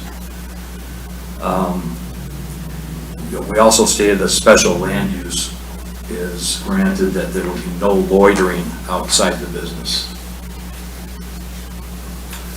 And then one thing we noted in our planning commission, because you have to evaluate parking spaces with that, and the way to look at it is, I think the capacity of this was 54, and so that would be, they have, say, 2 people per vehicle, so 27 spots. And you have to evaluate with the rest of the businesses in there. What we came up with is that there were 165 spaces available, including this, and with this business it would be 174, but given the true nature of what we looked at, because the warehouse in Emmons may have been underestimated, the warehouse takes less spaces, that there was only a difference of 9 parking spaces, so the planning commission was okay with granting the special land use. And so my motion is to approve it based on my explanation on the applicant meeting all the requirements that we wanted met before this meeting. I'll support your motion, and I did say thanks to all the PC members that did put a lot of time into this and work with Chow Dong. I want to thank Dana Buchanan. I know she's been kind of working with Chow too and bringing her in. Dana volunteered to help her. Yeah. So, because there's a language issue. Right. Okay. Has everything been settled with the payments and all that stuff? Yes. Water bills, sewer bill, or? Yes, Water. it should be noted that she came in and had a receipt that the sewer was all cut up. This is, yeah. Good question, Frank. So, motion by Tremblay, supported by Philbrook. Is there any other discussion? Can we get a roll call, please, Dan? Kraft? Yes. Crafty? Yes. DeGiorgio? Yes. Philbrook? Yes. Tremblay? Yes. Moving on to item 7H, investment depository designation. Yeah, so this is our annual investment depository designation resolution that has to be updated every year. Basically, it identifies all the financial institutions that we can do business with. It's to get the board approval to do it. We don't utilize them all, but we just have them on there in case we need to. And again, you can see on the last page of this document that it gets revised every year. I noticed there were some years that it didn't get revised. Is there, without any amendment or any kind of, I can't answer that. I wasn't here in those years. 13, 14, 15. Yeah, I don't know. So when you say, were there revisions made this time, or is No, this just? everything stayed the same. We just put a new date on it. So did you make a motion, or are you looking for a motion? I make a motion to approve this. Second. second by Tremblay. If there's no other discussion, can we get a roll call, please? Crafty? Yes. Philbrook? Yes. Kraft? Yes. Tremblay? Yes. DeGiorgio? Yes. Motion passed. Item 7I, the buy-sell resolution. Is that you, Susan, or Frank? Yeah, that's me. So yeah, this is another document that needs to be updated every year. It authorizes, with the board's approval, it authorizes us to sell and/or purchase property within the township. So I make a motion that we, This is another annual? yep, it's another annual thing, every year, this time of year. Last year, we did it last year, 2/20 on our 2/20 meeting, so the same time last year. And the year before. Okay. It's on the list. I'll support your motion, Frank. Thank you. Can we get a roll call, please? Philbrook? Yes. Kraft? Yes. Crafty? Yes. Tremblay? Yes. DeGiorgio? Yes.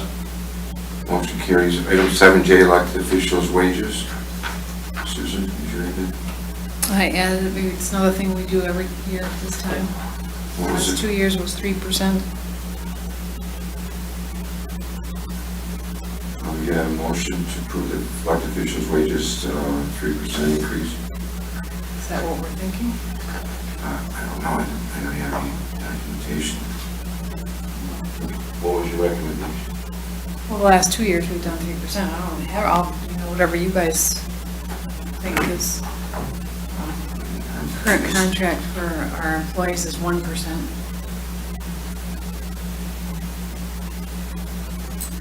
What do you think, Frank?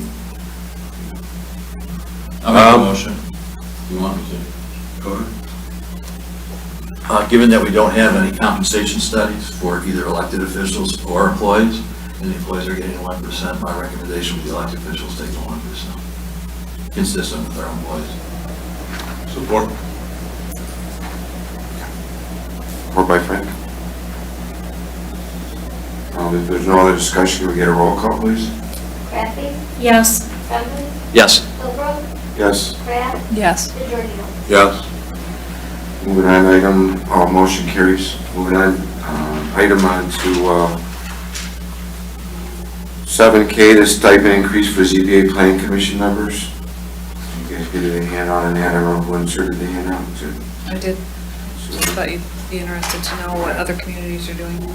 It's kind of a variety of, I put in the population so you have some idea there. Planning Commission and then the ZBA. And then sometimes the chairs made more, so. What other chair?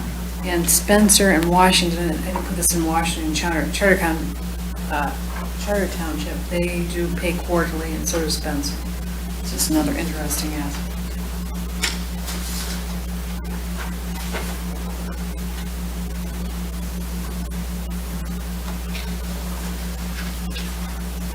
Mike, do you have any feedback? I know there's a suggestion you would like to see needed Well, the last increase that the planning commission got was in March or April of 17, and that was at $75. I think the planning commission members that we have are as good or better than our surrounding communities, because I've seen our other communities' planning commission. So I think it's warranted myself. Because the planning commission does do homework, they do research over and above just the meeting. So you're just talking about planning, not ZBA? Oh, well, ZBA, yeah, ZBA doesn't meet that often, but the ZBA does the same thing, they do homework ahead of time. So I noticed a lot of times that most of these examples, PCC makes more than, I guess, than a couple. I just think they should both be the same, they've been the same. What is it currently, Mike? $75. And what's the proposal? To make it 100.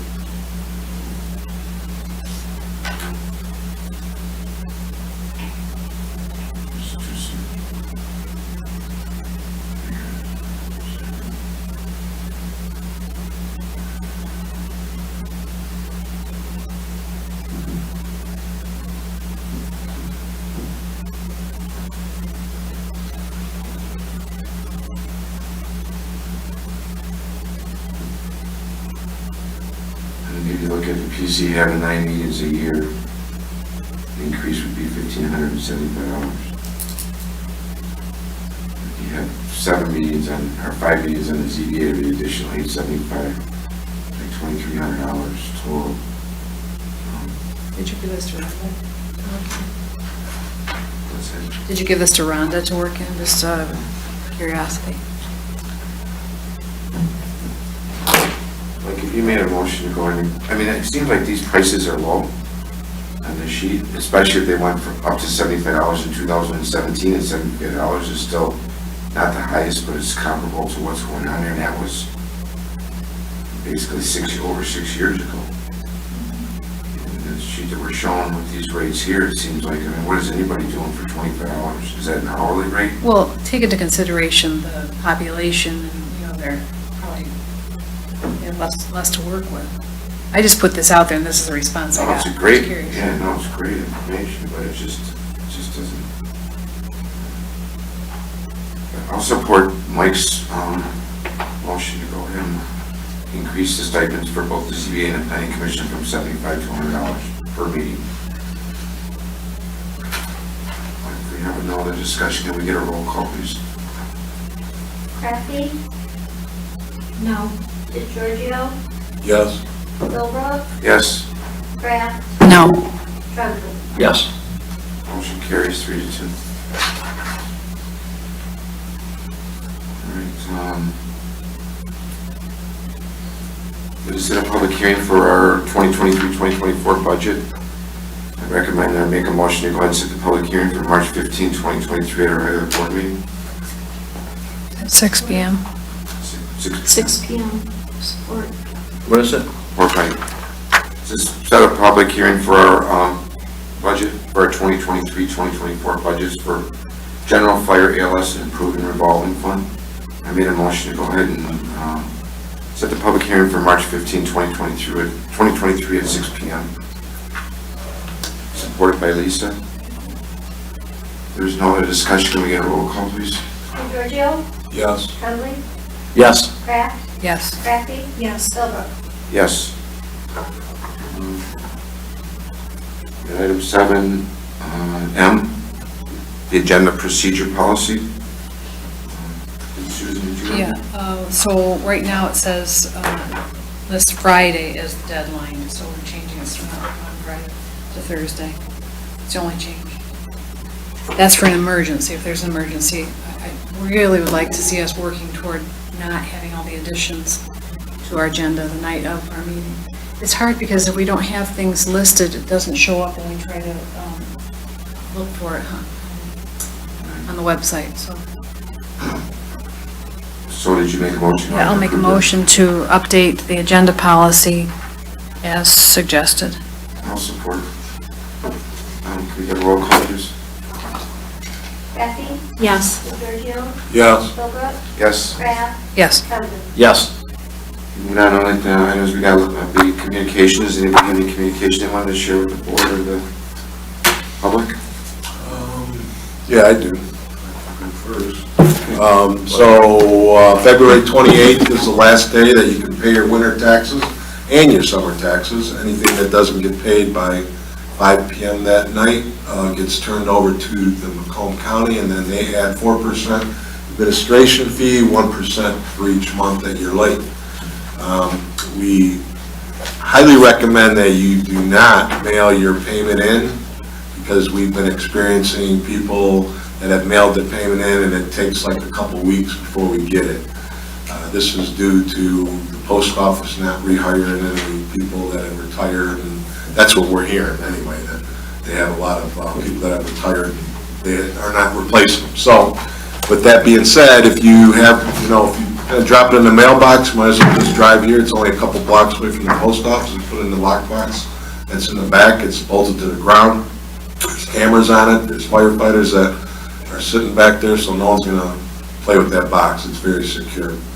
We're also open until 4:30 every day except Friday to collect payments.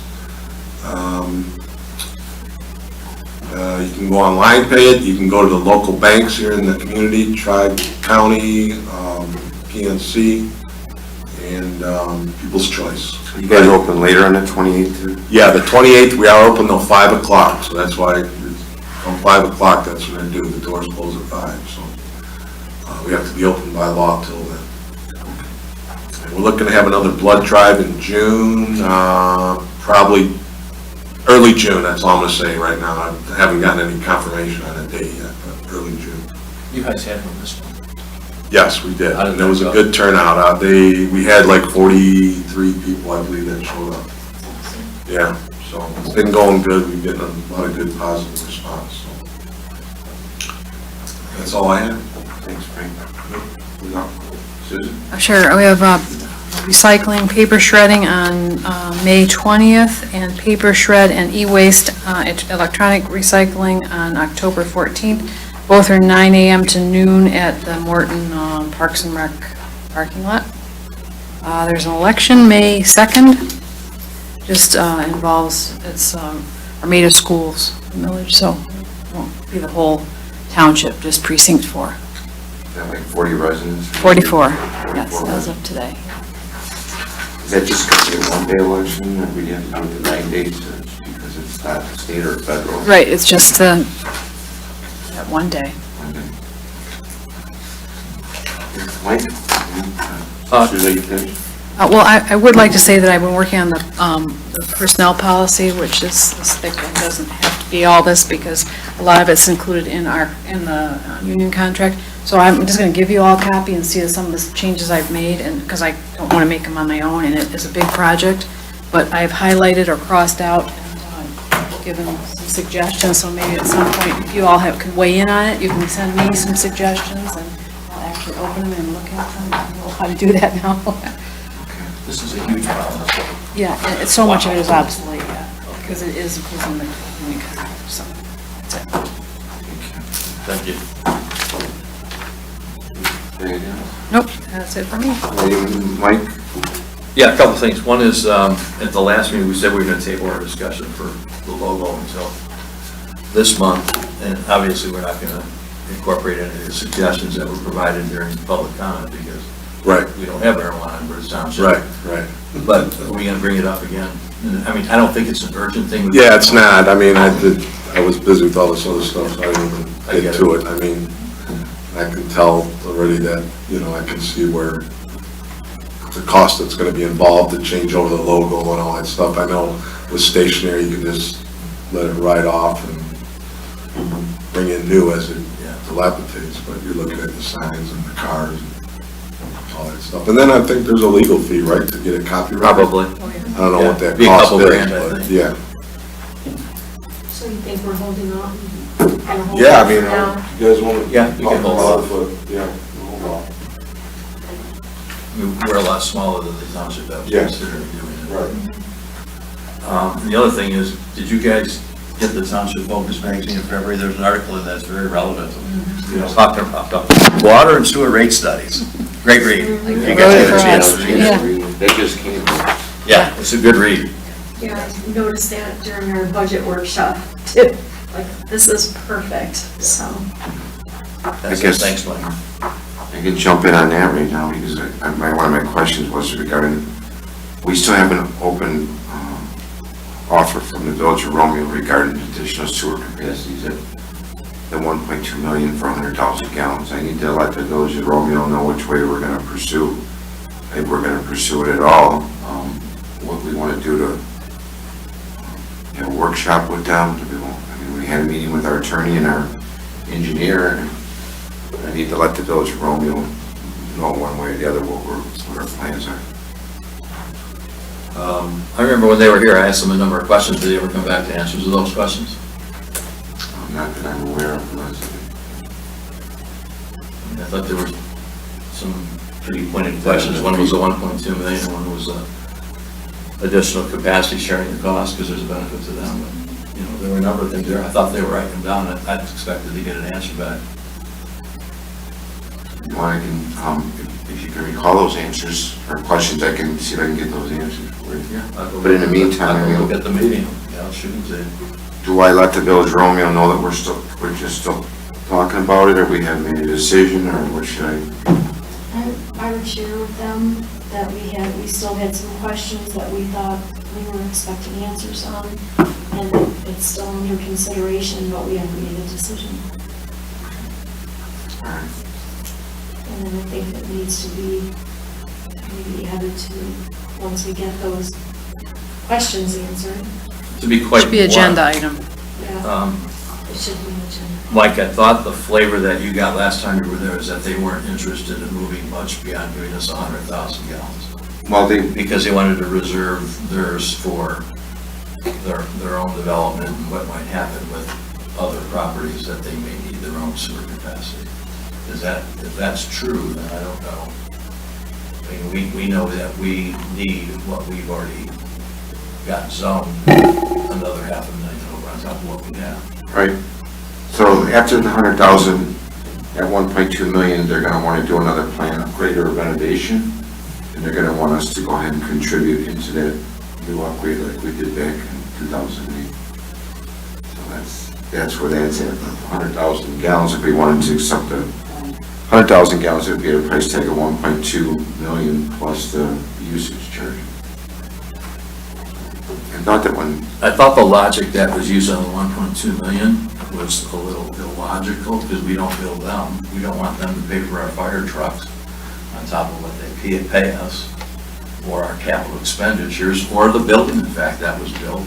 There was no capital charge to the Village of Romeo for that fire capital. So it's inconsistent with what we have done in providing the service to them, that they're expecting us to pay for an expansion that they've already done. I had to have them explain it to me. That's, to me, that doesn't seem very fair. I probably asked them like 4 or 5 times the same question. I didn't quite get it, but the reason they came up with the 1.2 million is back in the day when the plant expansion was made, the same time we invested into that plant expansion for upgrades and maintenance issues. The Village of Romeo's residents paid the Village of Romeo's portion. Bruce Township residents paid our portion. So they upgraded that plant out of the Village of Romeo's residents' pockets, and for us to use those capacities, they don't feel that it's fair. So they feel that we should be paying for that contribution towards that percentage of the plant that they upgraded. And that's where they came up to the 1.2 million. That's a mistake they made. I mean, why is that our fault? I mean, it's just like you chose to, And not utilize the capacity that you I mean, I understand the logic, but residents. it's not our fault. Right. But that's what they're thinking.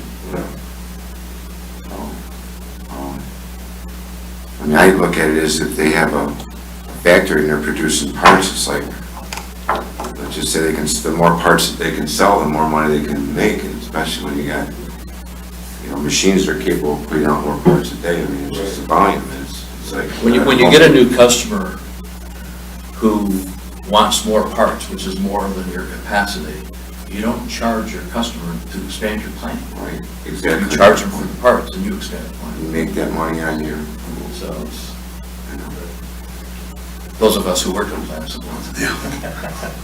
I will get try to get those answers for you, Mike, and I'll get with you on that. And I'll try to get you those questions, I'll go look at the recording of where we did. But I would like to let the Village of Romeo know some, they do have a committee that was formed again, that they reopened up, and originally they had a committee formed, and then they dissolved the committee because we didn't get back to them, and, the same thing about. Last question, guys, one question, Chief, on the transfer switch, you were able to get a hold of Onan. So Onan is one of the people that did have this transfer switch scheduled, or ordered, and they're the ones that couldn't get it in, and now they're saying that. That was from Cummings. What's it? Deck boy, I think. Is the Onan and Cummings the same? Yeah, well, that's the service company that did our generators. That's who was quoted, that's who I got, I called them already a couple times for updates, and they just don't even know. It said 16 to 18 weeks. I just don't know what route you want to take. I gave him a sign, go ahead on the same thing that they told us probably like 8 months ago. But they've got a signed proposal with acceptance, I'm pretty sure. I'll dig it up, I got a file. Okay. I hope you do. Yeah, so I already gave them the go-ahead to do it, and then the lady's name of the people I was talking to, but they didn't want it was $3,400 or something, I don't know, I can get information. Did you have anything you wanted to communicate? Lisa, you got anything? Just that the Parks and Rec Commission meeting for tomorrow has been canceled due to unforeseen circumstances, so everything is still to be determined on next dates. If it's just our next meeting next month, or if we're going to have any changes, that nothing has been determined yet. So. Thank you. Can I just say, when you're, all those communications you're talking about and you have files on, can you make sure that we have copies? Because if we have to refer back to some of these things, it'd be nice if they were in the central. Even if it's just a copy. Just so you don't have to waste your time Generator. going through it. Yeah. The generator, you said?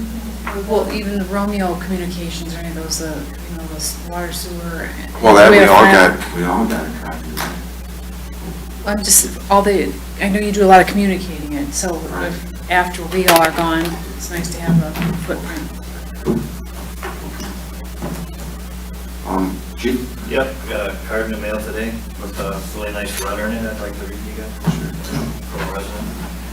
I want to thank you for having a crew that treats the people they interact with compassion, thoughtfulness, and courtesy. On 3 occasions last month, I needed a lift assist to get out of my home, so Star Transportation could take me to my doctor's appointments. My home is not wheelchair accessible, so I needed assistance to get out and into the sidewalk. This was a temporary need due to surgery on my foot. The doctor mandated no weight bearing for 7 weeks, which meant I had to use a wheelchair and scooter. On January 3rd, 4 people came to assist, but only 2 were needed. That afternoon, for the return into my home, 2 people came to assist. On January 20th, 2 people came to assist in the morning and the afternoon when I returned home. On January 30th, I called to ask for assistance at 8:55 a.m. the next morning, and on January 31st, 2 people came to assist.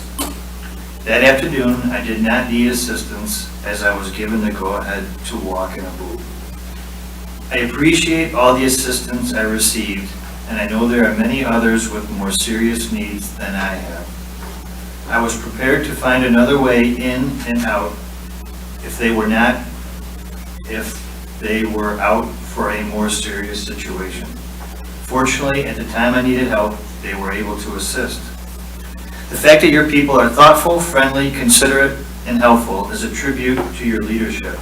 So thank you, and thank those that came to offer assistance. I'm sure in checking your roster, you will know who they are because I didn't think to write down their names.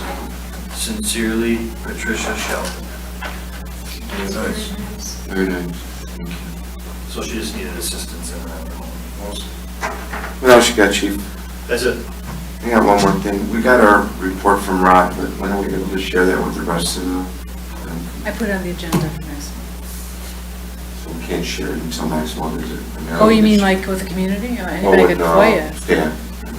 I would think we should talk about all that first. That's what I'm asking. Yeah, I agree, let's talk about it first. I put it on the agenda. Do we have a meeting for the next meeting? It is. Yeah, budget meeting. Budget meeting. It is actually voidable. No, I know, all right. Voided tomorrow. But I think it's wise for us to talk about it. You send me a copy of presentation stuff, so I get the names, Yeah. I can post it. Yeah, absolutely. And can you once again state just to make sure I have it on my calendar, the next budget? Yeah, that's not, somebody else can have to give you that date. I don't have it in front of me. I was looking. When's the next board? Budget? Budget meeting's next week. Next week. Oh, yeah, Ash ones. The 20th? Yeah, it is Ash Wednesday, correct. 6 o'clock. 6 p.m. 6 Okay, o'clock. good. Just, I got nervous, I didn't put it on my calendar. 6 o'clock, the 22nd.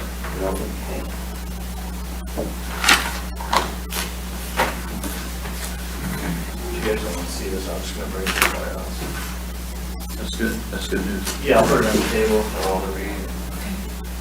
You guys got a board you can post that on? We do. If there's nothing else, I'll make a motion to adjourn. Second. Support by Susan, all in favor? Aye. Aye. Thanks, everybody. Eli, thank you for everything.